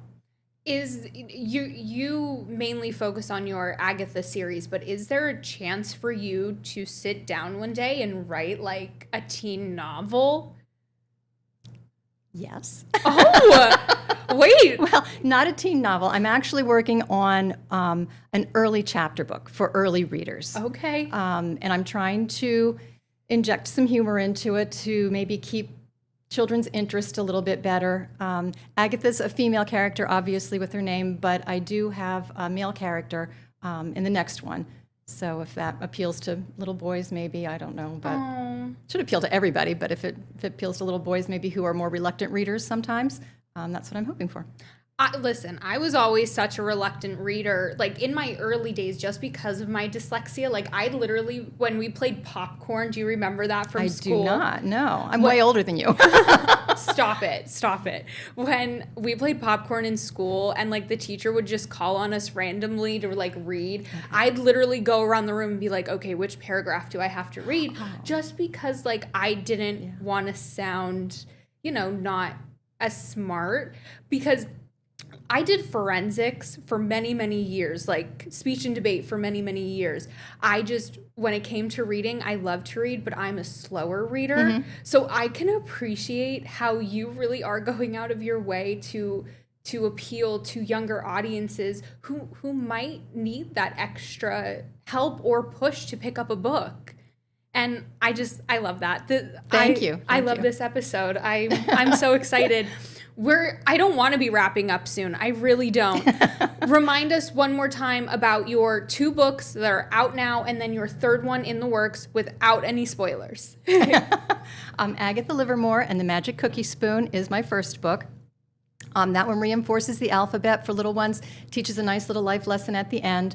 Probably for ages maybe, I'm thinking 3 or 4 to around 7 probably. Agatha Livermore Planted a Tree is the book that's just been released, and that one is for ages 4 to around 8, and also has a nice little life lesson at the end of it. And Agatha Livermore Wanted a Pet, once again, to be released probably in a year or so, will have a life lesson, and again, probably the same age group. And they're all rhyming stories. I just want to know what pet she gets, because for Allison, I would love a hedgehog. That is so out there, but I would love a hedgehog. Oh my goodness. And as a matter of fact, in that book, Agatha's parents ask her what kind of pet she would like to have, and she comes up with all kinds of crazy. She'd like a zebra, she'd like a giraffe. She comes up with a lot of ideas. What kind of pet would Judy Jessic want? Oh, Judy Jessic is partial to cats. No, we need something bigger, more extravagant. Something bigger, a polar bear then. Oh. Yeah. I like that answer. No, I'm going hedgehog. I love hedgehogs. I think they're so cute. Again, where can we buy your books? Amazon. Actually, worldwide Amazon, if you happen to be out of the country. Walmart.com and BarnesandNoble.com. Again, I'm going to plug it, and then Judy's going to tell you where you could keep up with all of her adventures. The holidays are right around the corner.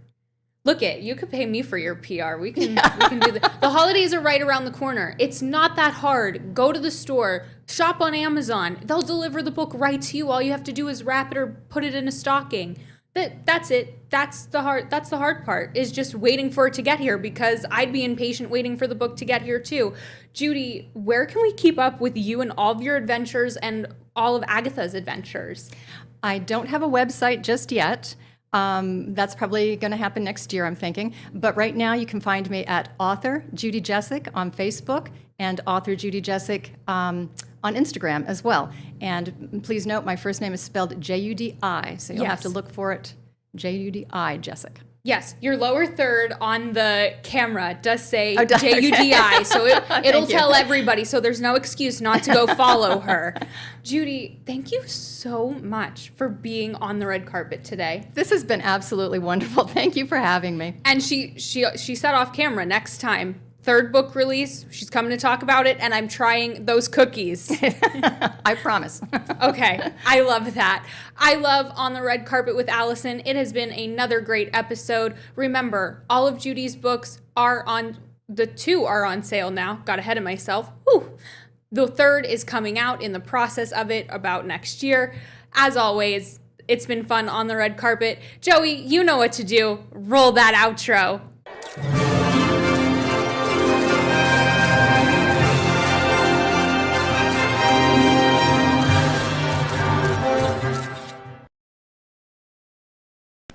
Bum, bum, bum, bum, bum, bum, bum, bum, bum, bum, bum. Basketball. Bump, bump.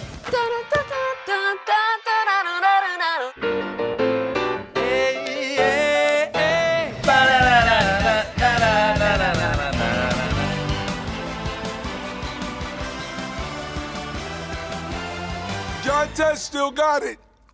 When the sun goes down, you need that home field advantage.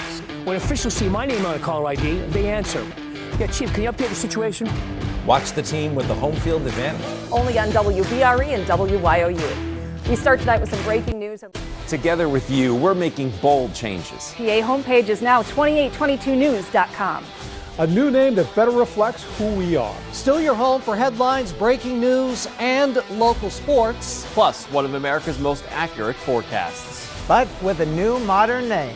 PA homepage is now 2822news.com.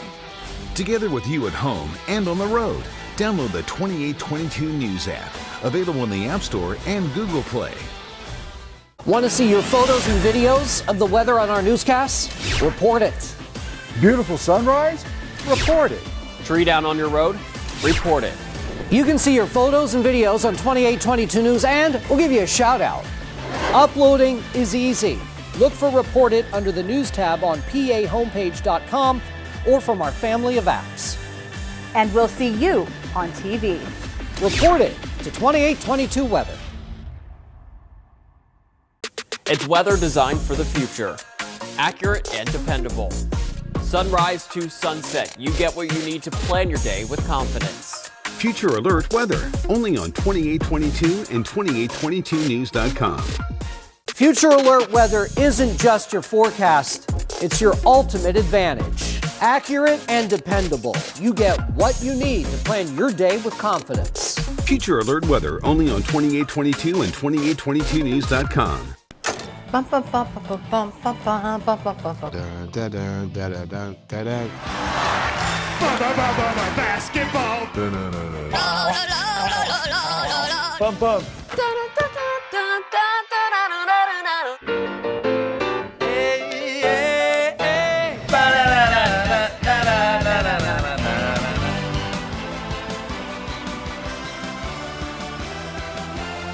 John Test still got it.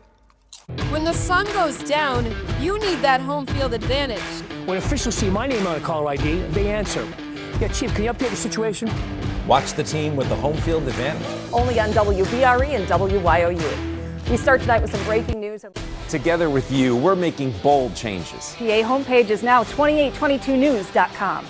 A new name that better reflects who we are. Still your home for headlines, breaking news, and local sports. Plus, one of America's most accurate forecasts. But with a new modern name.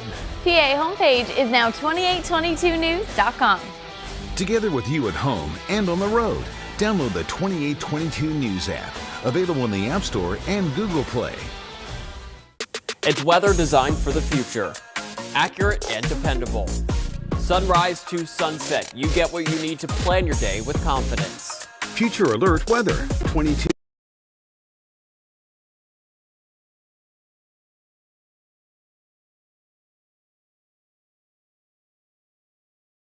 The dog in the dumpster.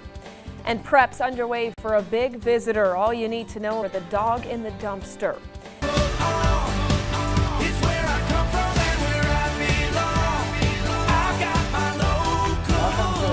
Edition of PA Live, the December Tourism Guide. I'm Chris Bohinski. And I'm Tammany Blackwell. Thank you for joining us today. We have two very special co-hosts of the hour as well. Yay. Look at our wonderful ladies. My girlies are back. Deanna Fontanez from the Pocono Television Network. Are you guys chilly right now with our snow scene? Sure. Yes.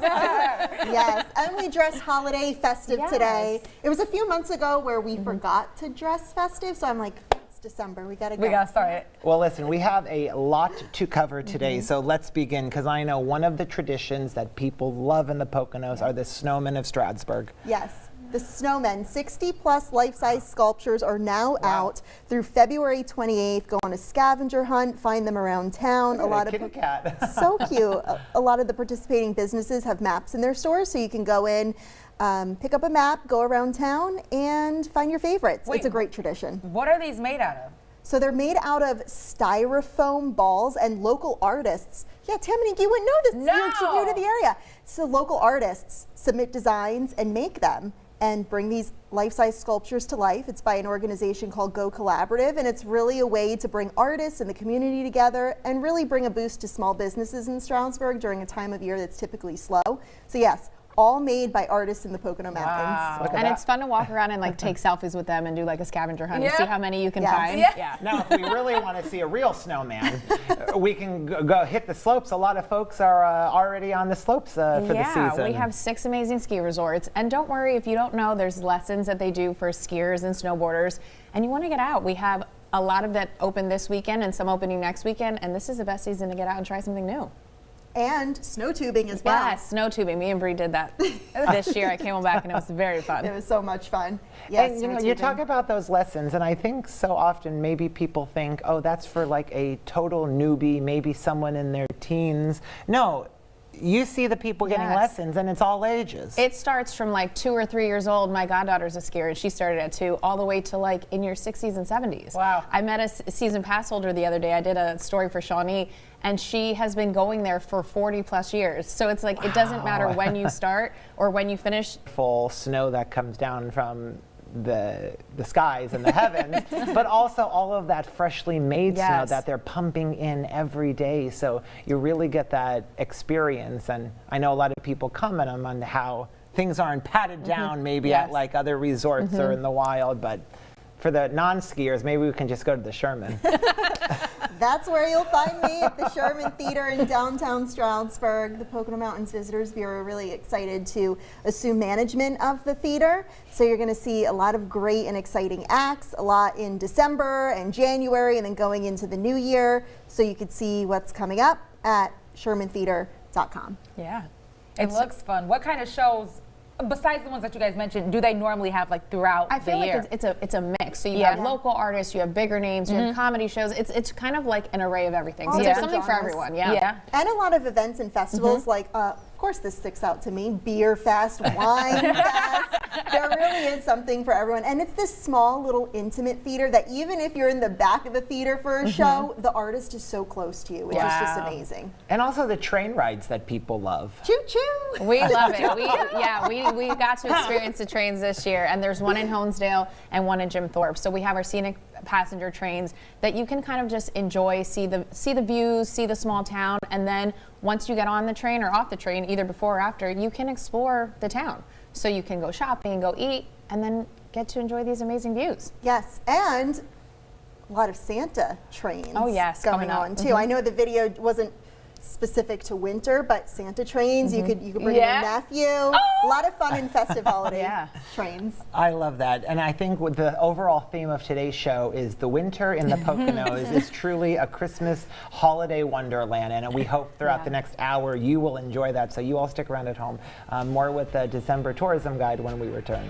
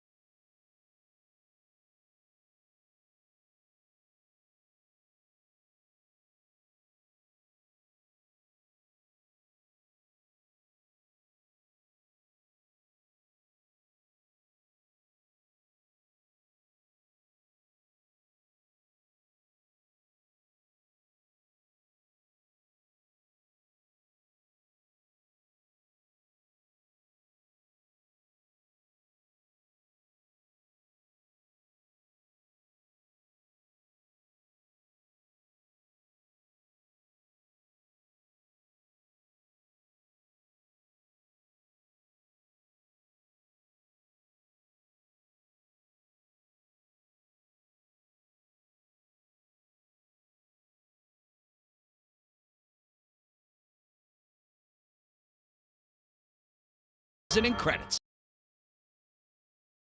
The following portion of PA Live is sponsored by Pocono Mountains. Oh, that's right.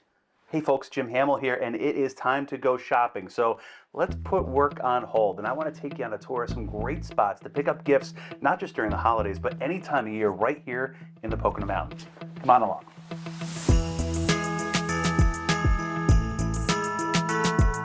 All right, first stop, Lake Art here on Route 507 in Tafton. It's Sarah, my friend here. Sarah, I need some gifts for the holiday season, but I know you have things for people in any seasons. Spring, summer, winter, and fall. Show me around the store. Absolutely. Come on. Sarah, I've got 2 kids and we need to keep them very busy. What kind of gifts do you have for them? Sure. So first off, we've got these puzzles here. They're all Lake Wallenpaupack themed. We've got this one, which is our awesome lake map. So once you finish it, you could even use it as a piece of artwork. This one has all of the lake attractions. Yep. We've got the Poconos like poster here, and then we've also got Delaware Water Gap. Some cool Pocono locations, including that lake, which is celebrating 100 years in 2026, and decor galore. All right. We've got sweatshirts, long sleeve shirts, golf shirts, really awesome sweatshirts. And this one celebrates 100 years of the lake being born. Can I try one on? Absolutely. Thank you. Looks great. I love it. I'm going to walk home with this one today. Awesome. All right, let's see what else we have around this store, because I think there's something for everyone. Absolutely. Let's go. Now we're getting to the part of the store that I love, hats. There's so many different kind of styles too. Which ones are your favorites? Because I need a couple for friends and family. I was going to say, these lake-shaped ones are definitely my favorite, but we've also got some pretty awesome ones down here too.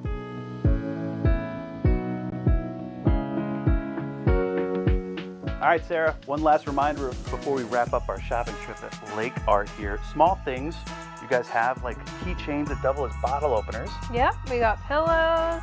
And candles too that are Lake Wallenpaupack themed that burn and keep you bright through the season. We've got coasters also. Nice. And we appreciate you having us in here. I'm going to head out, but thanks. Don't forget to pay. That's right. Thanks, Sarah. Winter is here and it's time to get shopping, not just for the holidays, but also for ski season. Come on in to Alpine Ski Shop here in Tannersville. Check out the place. It's got everything from warm clothes and warmer clothes, the gloves that get you out on Camelback or other 6 ski resorts in the Poconos, and some really cool Pocono Mountains gear too.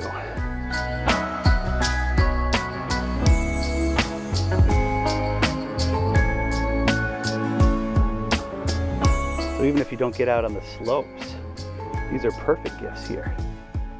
I love going downhill sledding, especially this time of year. There's jewelry for that special somebody. They even have something here at Alpine called Crystal Cove. You know I need another mug. There's lots of these. And this one even has a handy dandy spoon. Thanks, appreciate it. All right.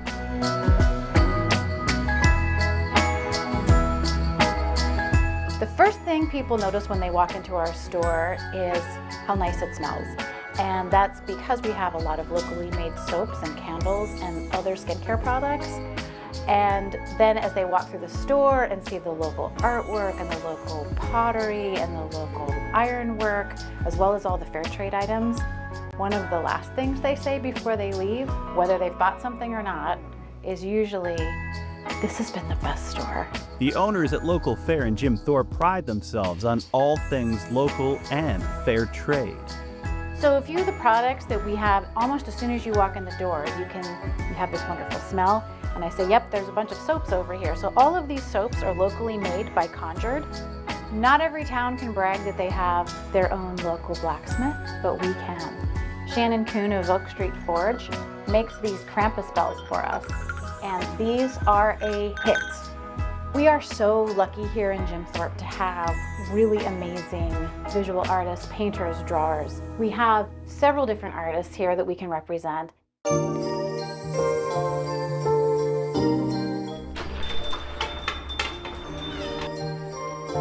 Hi, Jim. Welcome to Dyeberry Mercantile. We got a mix of new and vintage items, a little bit of everything for everybody.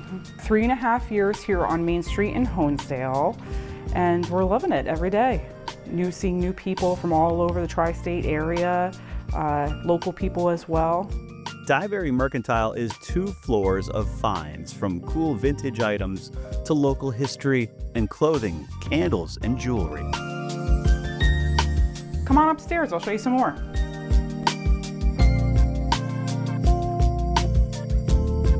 Upstairs is like another world. Antiques, rare books, vinyls, vintage clothes too.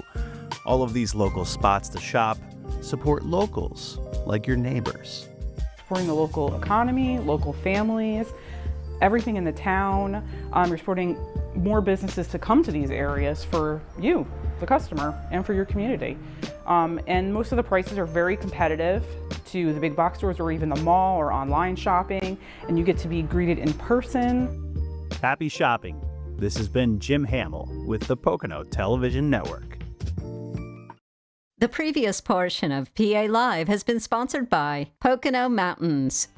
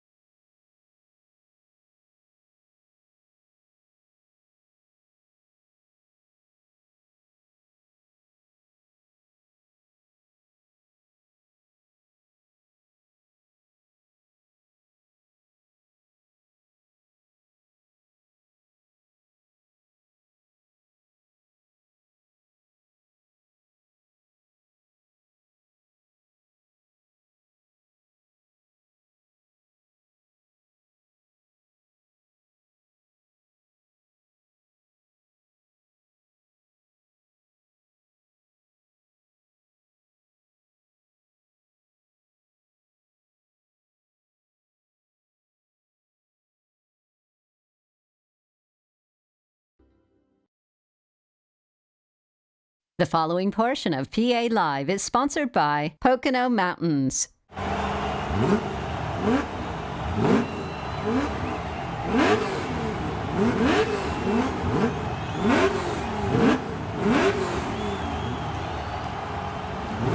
You ready to lose? I don't know if you can hang. We'll see. I'll give you a head start. All right. Buckle up and get ready for nonstop fun. We're taking you inside S&S Speedways, the ultimate indoor go-kart experience, where speed and excitement are around every turn, no matter what time of year.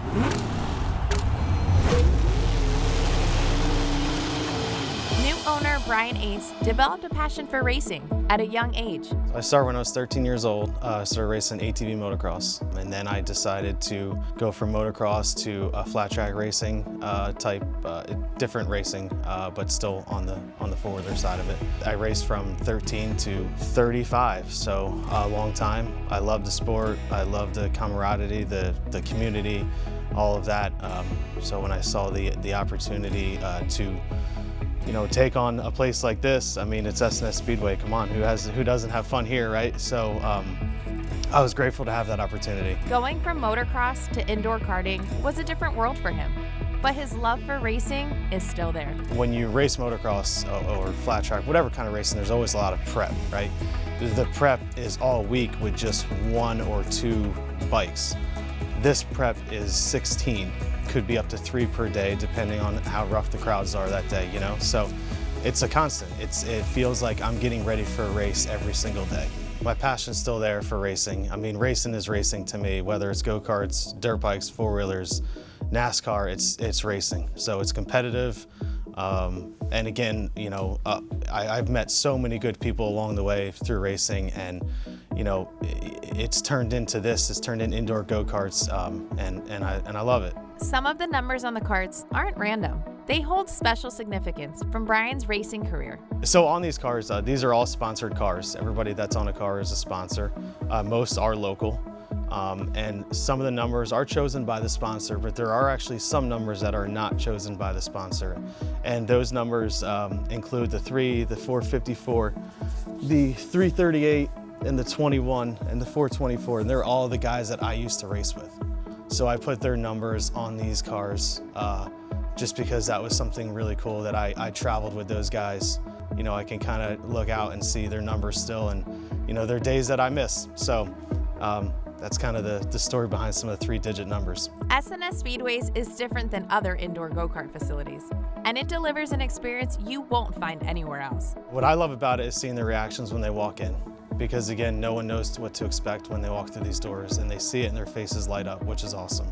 And you know, I could be in the back working on cars and have the garage door open, and when they get done with their race and the employees come and help them out of the cars, like they are fired up, they're all laughing, and that carries out into the parking lot, and you know, that's pretty cool. And now as a father, he sees that same love for racing in his son that he carries from childhood.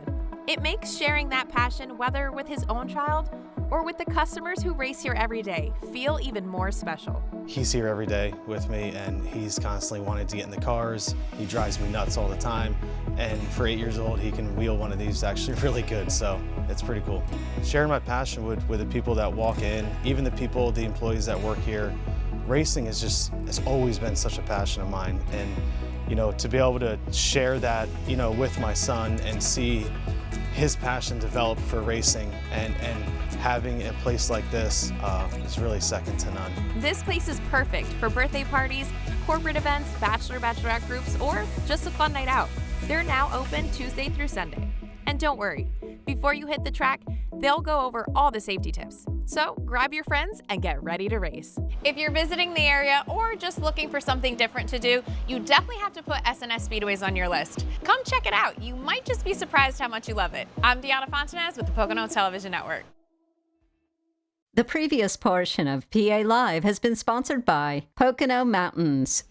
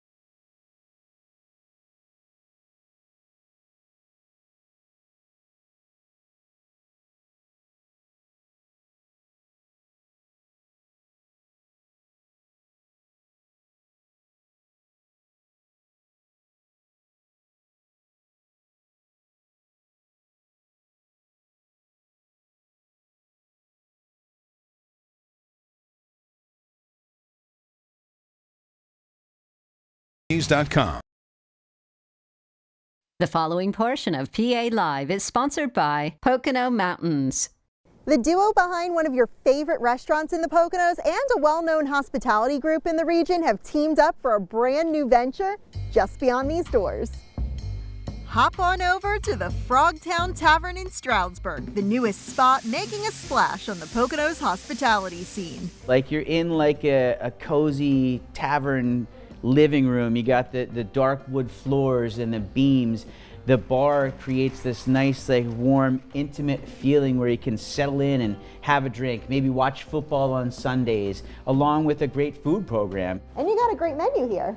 Oh, you want to see some of it? Yeah. Awesome. So we have our team waiting in the wings here. By the way, nothing happens without team. So I'd love to introduce Stroudsburg and the brand to our manager here, who's going to run this fine show, Joseph. Give a wave to the camera, Joseph. What a gentleman. And the man who makes it happen, this is Chef Mo. Hi, Chef Appreciate Mo. you guys. It's a simple menu with big, bold flavors like the Tavern Double Cheeseburger with hand-cut fries, hand-tossed pizzas, volcano fries, and blue pig deviled eggs with bacon, blue cheese, and hot sauce. Oh. Amazing. The Frogtown Tavern is a short drive from downtown Stroudsburg and Delaware Water Gap, close to Pocono places like Stroudsmore Country Inn and Eagles Rest Cellars in the scenic Cherry Valley. Formerly known as Cherry Creek Hideaway, this building has always served as a restaurant, changing hands and menus over time until becoming what you see today. There is no stone unturned. You are walking into our house. We welcome you as family. We've elevated even past a guest. So welcome home. Eric Noon and Lyman Winter took their first leap of faith in 2012 when their families opened the Frogtown Chop House in Swiftwater, which quickly became a popular American steakhouse. Expansion was always part of the plan and is happening in more ways than one. The Frogtown Chop House and the Frogtown Tavern recently joined forces with Justin Genslinger and Settlers Hospitality, a collection of 20-plus boutique hotels and restaurants in the Poconos and beyond. We go back years even before these projects that we're working on now, and mostly as industry peers at conferences, on boards together, became friendship, and that friendship is more important than any of the business stuff. The business end of it was the confluence of two things. One was we were looking to expand into the central Poconos, the heart of the Poconos, if you will, and also as we've grown, we were looking for the right leadership and passion on our food and beverage program. So Eric and Lyman brought both in one. And I'd like to think that Settlers Hospitality brings a platform and a portfolio that can match the vibe, the style, the passion for hospitality that they've run here for over a decade, and like we've been doing across multiple generations for 40 years in the northern part of the Pocono Mountains. The Settlers Hospitality brand includes iconic properties like Silver Birches Resort, Ledges Hotel, the Settlers Inn, Runaway Train Brewery, Cocoon Coffee House and Bakery, the Dock on Wallenpaupack, Glass Wine Bar Kitchen, Vault 240, a private social club, the Holly Silk Mill, and Gorgeous Floral. Eric and Lyman have taken on leadership roles within the company, overseeing all 12 Settlers restaurants. Passion and leadership is what we get most from the new partnership together. Their leadership and scale for the team is just tremendous for us. And provides the best experience to customers from near and far. Boy, we had a vision 13 years ago, a small little steakhouse in our corner of the world. And it's now finally come to life, and it is as froggy as it gets. The Frogtown Tavern is open Wednesday through Sunday with feature nights throughout the week. Stay up to date at thefrogtowntavern.com and on their social media. Looks great. Thank you very much. You're welcome. Cheers. I'm Brianna Strunk with the Pocono Television Network. The previous portion of PA Live has been sponsored by Pocono Mountains. Shawnee Mountain Ski Area is all about family fun on the slopes. Let's learn more in this paid piece. Winter is right around the corner, and Shawnee Mountain is ready for a huge season. The family-owned ski area is celebrating their 50th anniversary, and there's a lot happening on the mountain. Joining me today is Michaela Kennedy, social media and marketing. Michaela, thanks so much for having us. Thanks for coming. I'm excited to talk about winter. Oh my gosh. So let's just get right to the big question, right? The big one. When is opening day and how is the mountain looking as we prepare for this monumental time of year? So we are going to open for our 50th season on Friday, December 12th. We'll be open from 9 a.m. to 4 p.m. And the mountain's looking pretty good. I mean, we have a whole week to prep still. We're going to make snow nonstop. We're going to open as many trails as possible. So we're gearing up for a really great start to the season. That's amazing. So yeah, skiing, snowboarding, tubing, this is the season for everyone. Now 50 years, that's a pretty big deal. So what do you have going on that's special to celebrate that 50th anniversary? Well, to kick everything off, opening day tickets are $19.75 for everybody to celebrate the year we opened, 1975. So you can get those online already, buy them at the window. We're excited to see you there. And then we'll have stuff going on all season long. But our big thing is our 50th anniversary party on January 10th.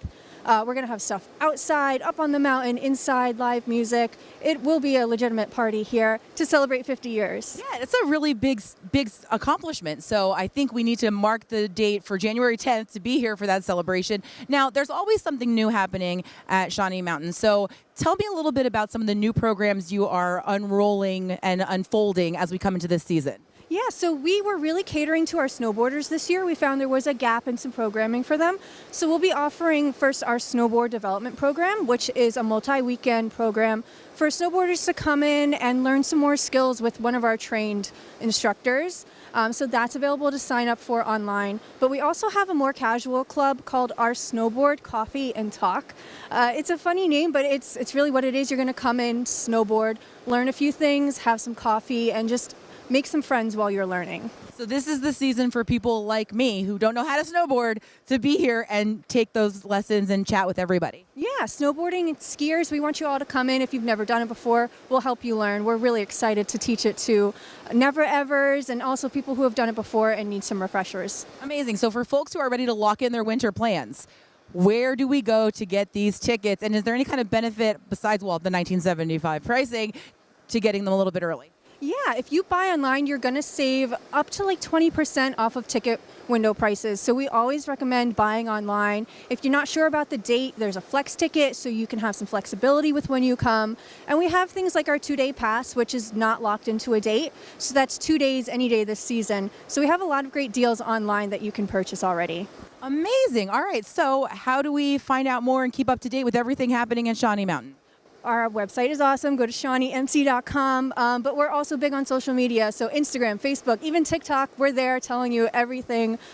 It's really up to date. So we love to see people on there. All right, Michaela, thank you so much. Looking forward to an amazing 50th anniversary season here at Shawnee Mountain. Make sure you visit them online and keep up to date with their newsletter and social media so you have all the information on discounts, what's happening here, and the entire season. Thanks so much. And thank you, Shawnee Mountain Ski Area, for sponsoring that segment. We will have more on Shawnee in this special edition of PA Live, the December Tourism Guide, when we return.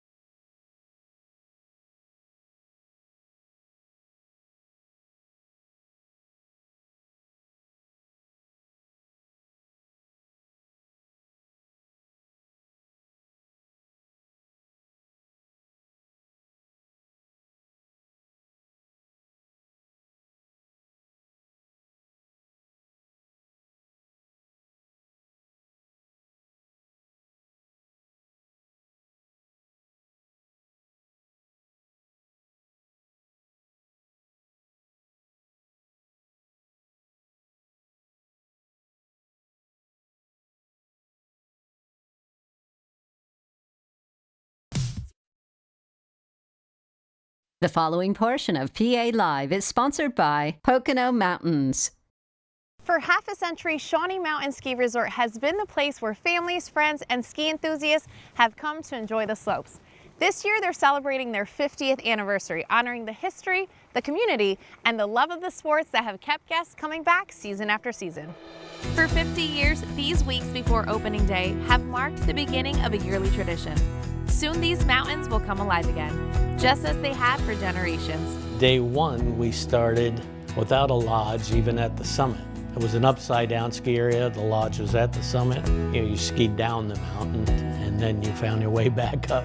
We opened in December of '75, but the lodge wasn't completed. So we had a Jeep station wagon that we offered free donuts and hot chocolate to anybody who skied. We charged $2, I believe, for a rental ski back then, and they were given out of the back of a U-Haul trailer. So at that time, we had really just 4 trails and 2 chairlifts. Today, you look at the amount of trails, and the acreage is more important because we've gone from that small operation with a lodge that's about 7,000 square feet to 55,000 square feet of lodges. The number of lifts changed rapidly, but we're running at about 11 lifts. As a family-run operation, Nick, Rachel, and Josh get to see and enjoy daily what the guest experience is like when thousands of people come to the mountain each year. It's really fun to see like the generations of people coming across the bridge. So there's kids that I skied with or snowboarded with as a kid, and now their kids are coming, and it's always the first question, hey, my kid wants to come ski and ride. How do I start them? We want to come to your mountain. We have people that started here as employees that then moved on, and then their younger siblings or their children have come back, or they've retired from a corporate world and now they're in their retirement back and working for us. And it's really neat to see that family dynamic too. And that's what makes all of this a family outside of just our own. As a family, they don't just work side by side. They've also shared years of memories on this mountain with some amazing photos to look back on. So the one picture is of me and Dad and my mom and my sister getting off, I think what would have been B-lift in the 80s. So just the 4 of us skiing. I mean, I literally grew up at this mountain. I think they started me skiing when I was 2 years. There's some fun 80s pictures out there of us in our jeans and Carhartts. I asked them what they feel truly sets Shawnee apart from the other ski resorts in the region.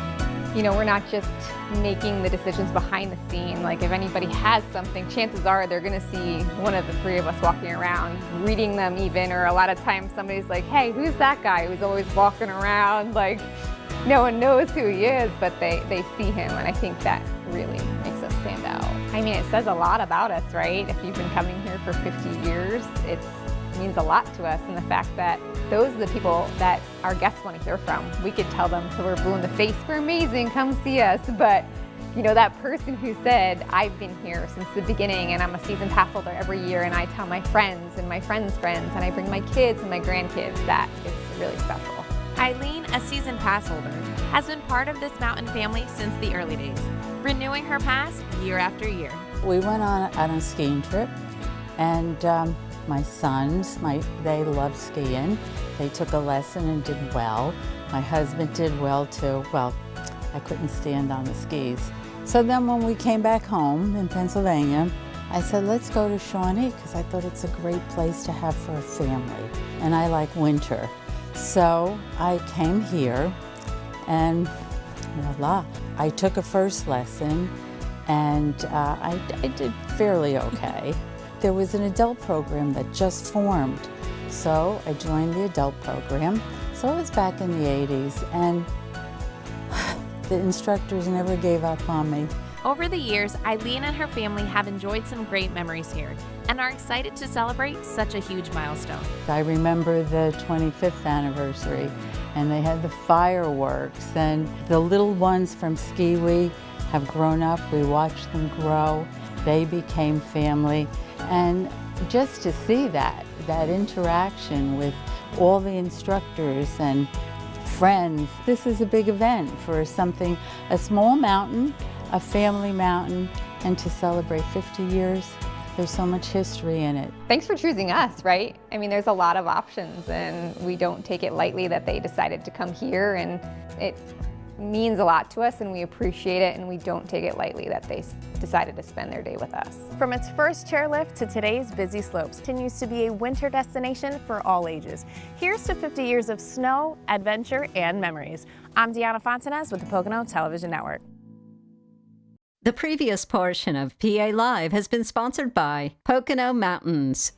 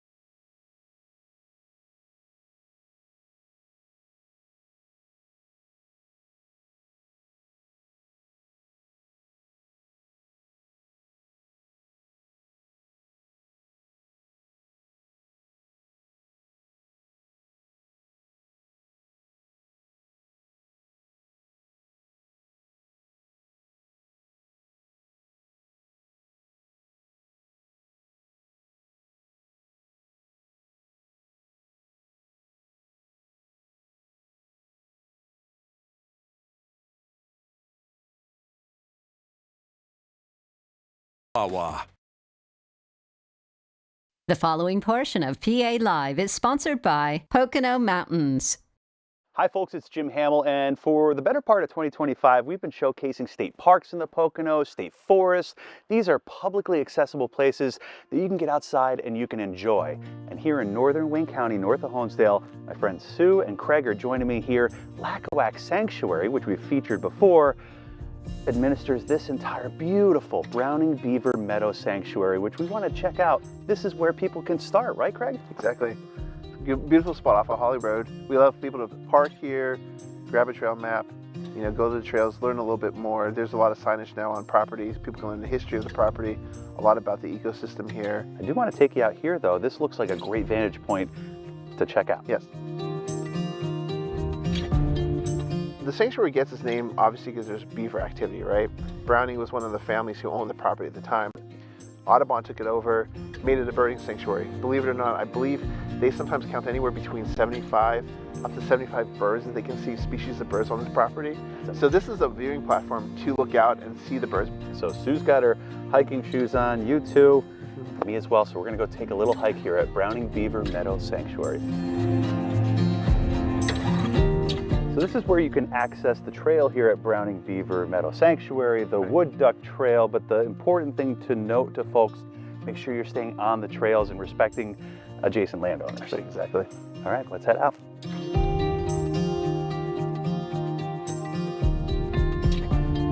Browning Beaver Meadow Sanctuary is nearly 80 acres, located just under a half-hour north of Honesdale, open sunrise to sunset, and free to the public for miles of hiking and taking in nature. So as we take our hike here, we're noticing this new bridge with freshly fallen snow, and not only our tracks, but some bear tracks on this bridge. And a big bear at that. That's a big bear. Yeah. Whoa. That's impressive. Let's hope we don't run into him. There are, in fact, signs of beavers here. They are responsible for damming up the creeks that eventually flow into the nearby Delaware River. With signage throughout, the views change as you hike, just like they change throughout the seasons.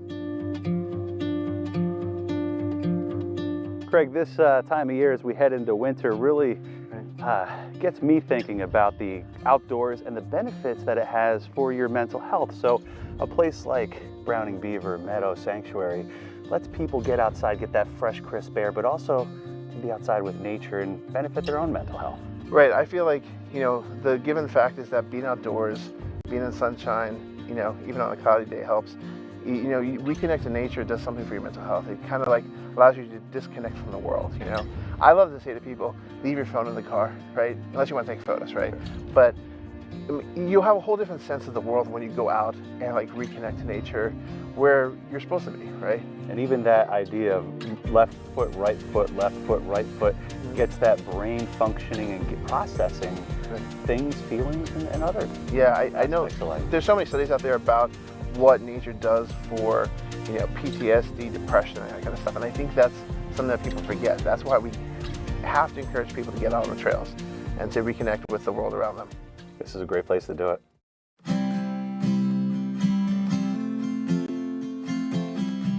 So Sue, you've recently joined Lackawanna Sanctuary, and Browning Beaver here has such a unique habitat where we just left the meadow right into a forest. It's beautiful and just a great example of the different ecosystems in one area. Really a different feel once you get under this canopy in here. These are all hemlocks. This is a much different area than for wildlife, I would imagine. Different types of wildlife live here, but they kind of blend together here at Browning Beaver, and that's what people can come up on class trips or on their own trips, right? And understand that. Absolutely, yeah. We were just talking about maybe creating some field trips where we can bring schools here and show them all of the different ecosystems that are in one location. Just like you said, a different feeling, almost like a majestic, you know, church-like feeling. We've had that in a lot of different places in the Poconos we've visited. This also reminds me, especially at this time of year, you know, the Lion, the Witch, and the Wardrobe, and just that fantastical imagination that you can have as a kid or a grown adult kind of coming out into places like this and exploring them for the first time. I was just thinking that as we went from the wetland area into this area, it's like a different world. Thanks for exploring Browning Beaver Meadow Sanctuary with us. If you want to learn more, head to PoconoMountains.com. This has been Jim Hamill for the Pocono Television Network. The previous portion of PA Live has been sponsored by Pocono Mountains.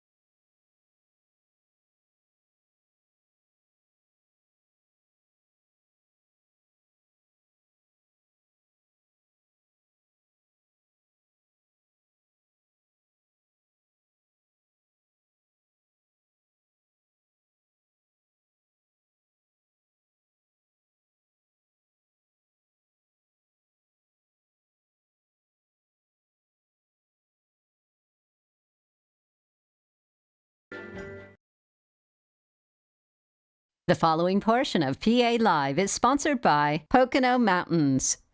Hey everyone, it's Bree. Andy. The holiday season is here and there's nothing like cutting down your very own fresh Christmas tree grown right here in the Poconos. We've had a lot of great Bree and Dee adventures, and this is a new tradition for us that we wanted to bring you along for. So let's go pick out the perfect tree, follow along to see where we put it, and how we dress her up.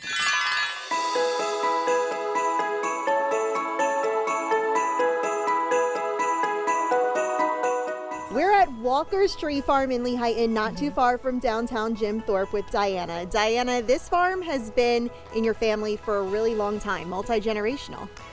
Yes, my great-grandfather in 1920 started a Christmas tree farm and then sent to my father, and now we help out my dad. I have an older brother and a younger sister, so there's 3 of us. So not only family run and family owned, but you have hundreds of families that come through every season. What can they expect when they come to Walker's Tree Farm? So as you roam 100 acres, you're going to find many types of trees. Fraser fir, Douglas fir, concolor fir. People like that one because it has a citrusy smell to it. We have the blue spruce, the white spruce. So there's lots of varieties that you can choose your tree. We will shake it for you, wrap it for you.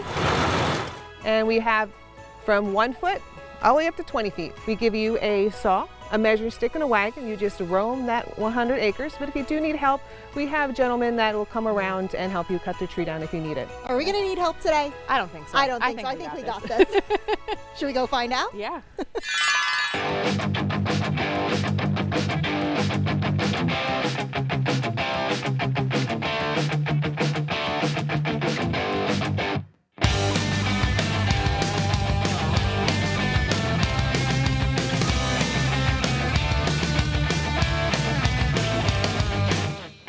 Too small. Too big. Too wide. Yeah, this could work. This is nice. I think I like this one. Yeah. All right, you good? No.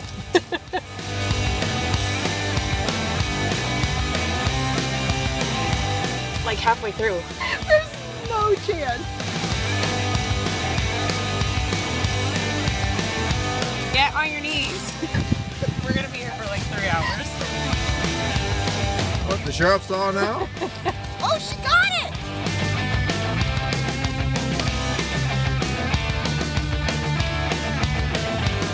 Did it! But now it's looking like Dion is doing all the work.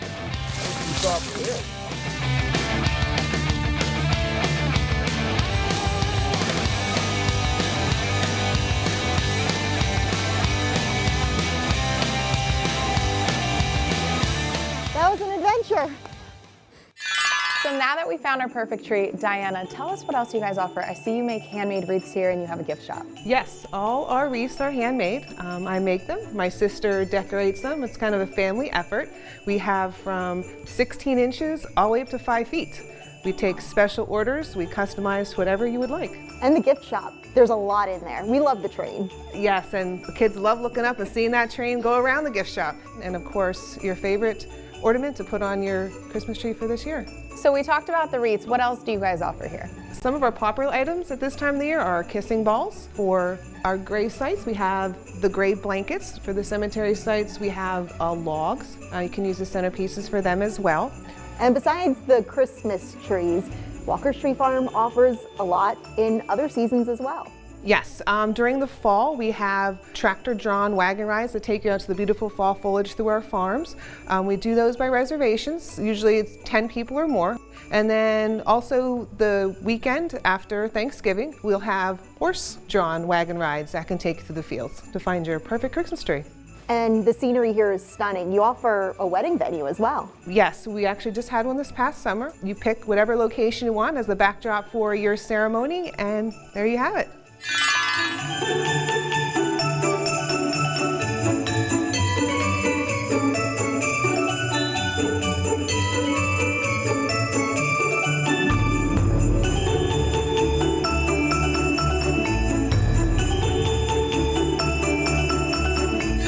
We've made it back to our home of the Pocono Television Network. And now we're going to decorate the tree and feature some of our favorite Pocono places.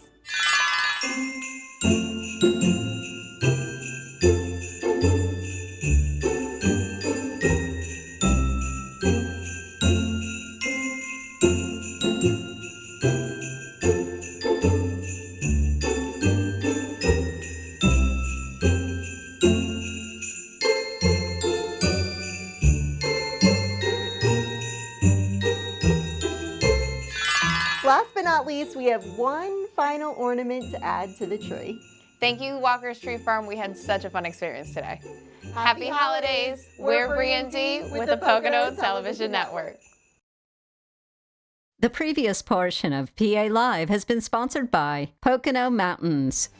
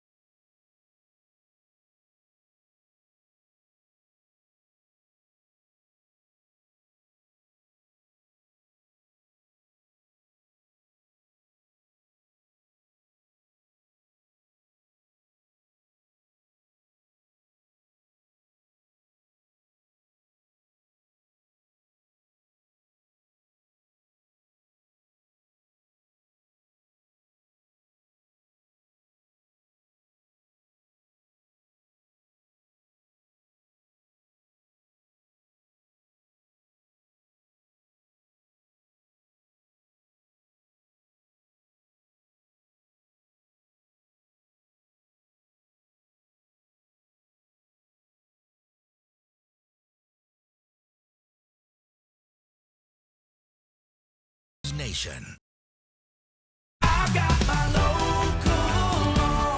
Thank you to the Pocono Mountains and Shawnee Mountain Ski Area for this special edition of PA Live, your December tourism guide. Okay, we cannot end our show without talking favorite holiday or memories in the Poconos. Ladies? You go first. Oh, probably bringing my son to see the Snowmen of Stroudsburg for the first time. They have trading cards, and he loves Olaf it. He loves them all. He loves all of them. So that's probably my favorite holiday memory. And then for me, skiing with my goddaughter at Blue Mountain, and then getting hot chocolate after. I love it. Yeah. Oh my goodness. Now we need you guys to make some memories in the Poconos. I will be there. I will be there. That scheme area that you're telling about, that looks really fun. And we should plan a group memory. Yes, let's go to the speedway that you showed us. Okay. And race. All of them. Do it all. I just want to see this. Why are you trying to get out of the outdoor activities, Tammany? I like the indoors. Snow tubing. We should go snow tubing together. Well, thank you all for joining us today. Thank you, ladies. Enjoy the Poconos during the holiday and Christmas season.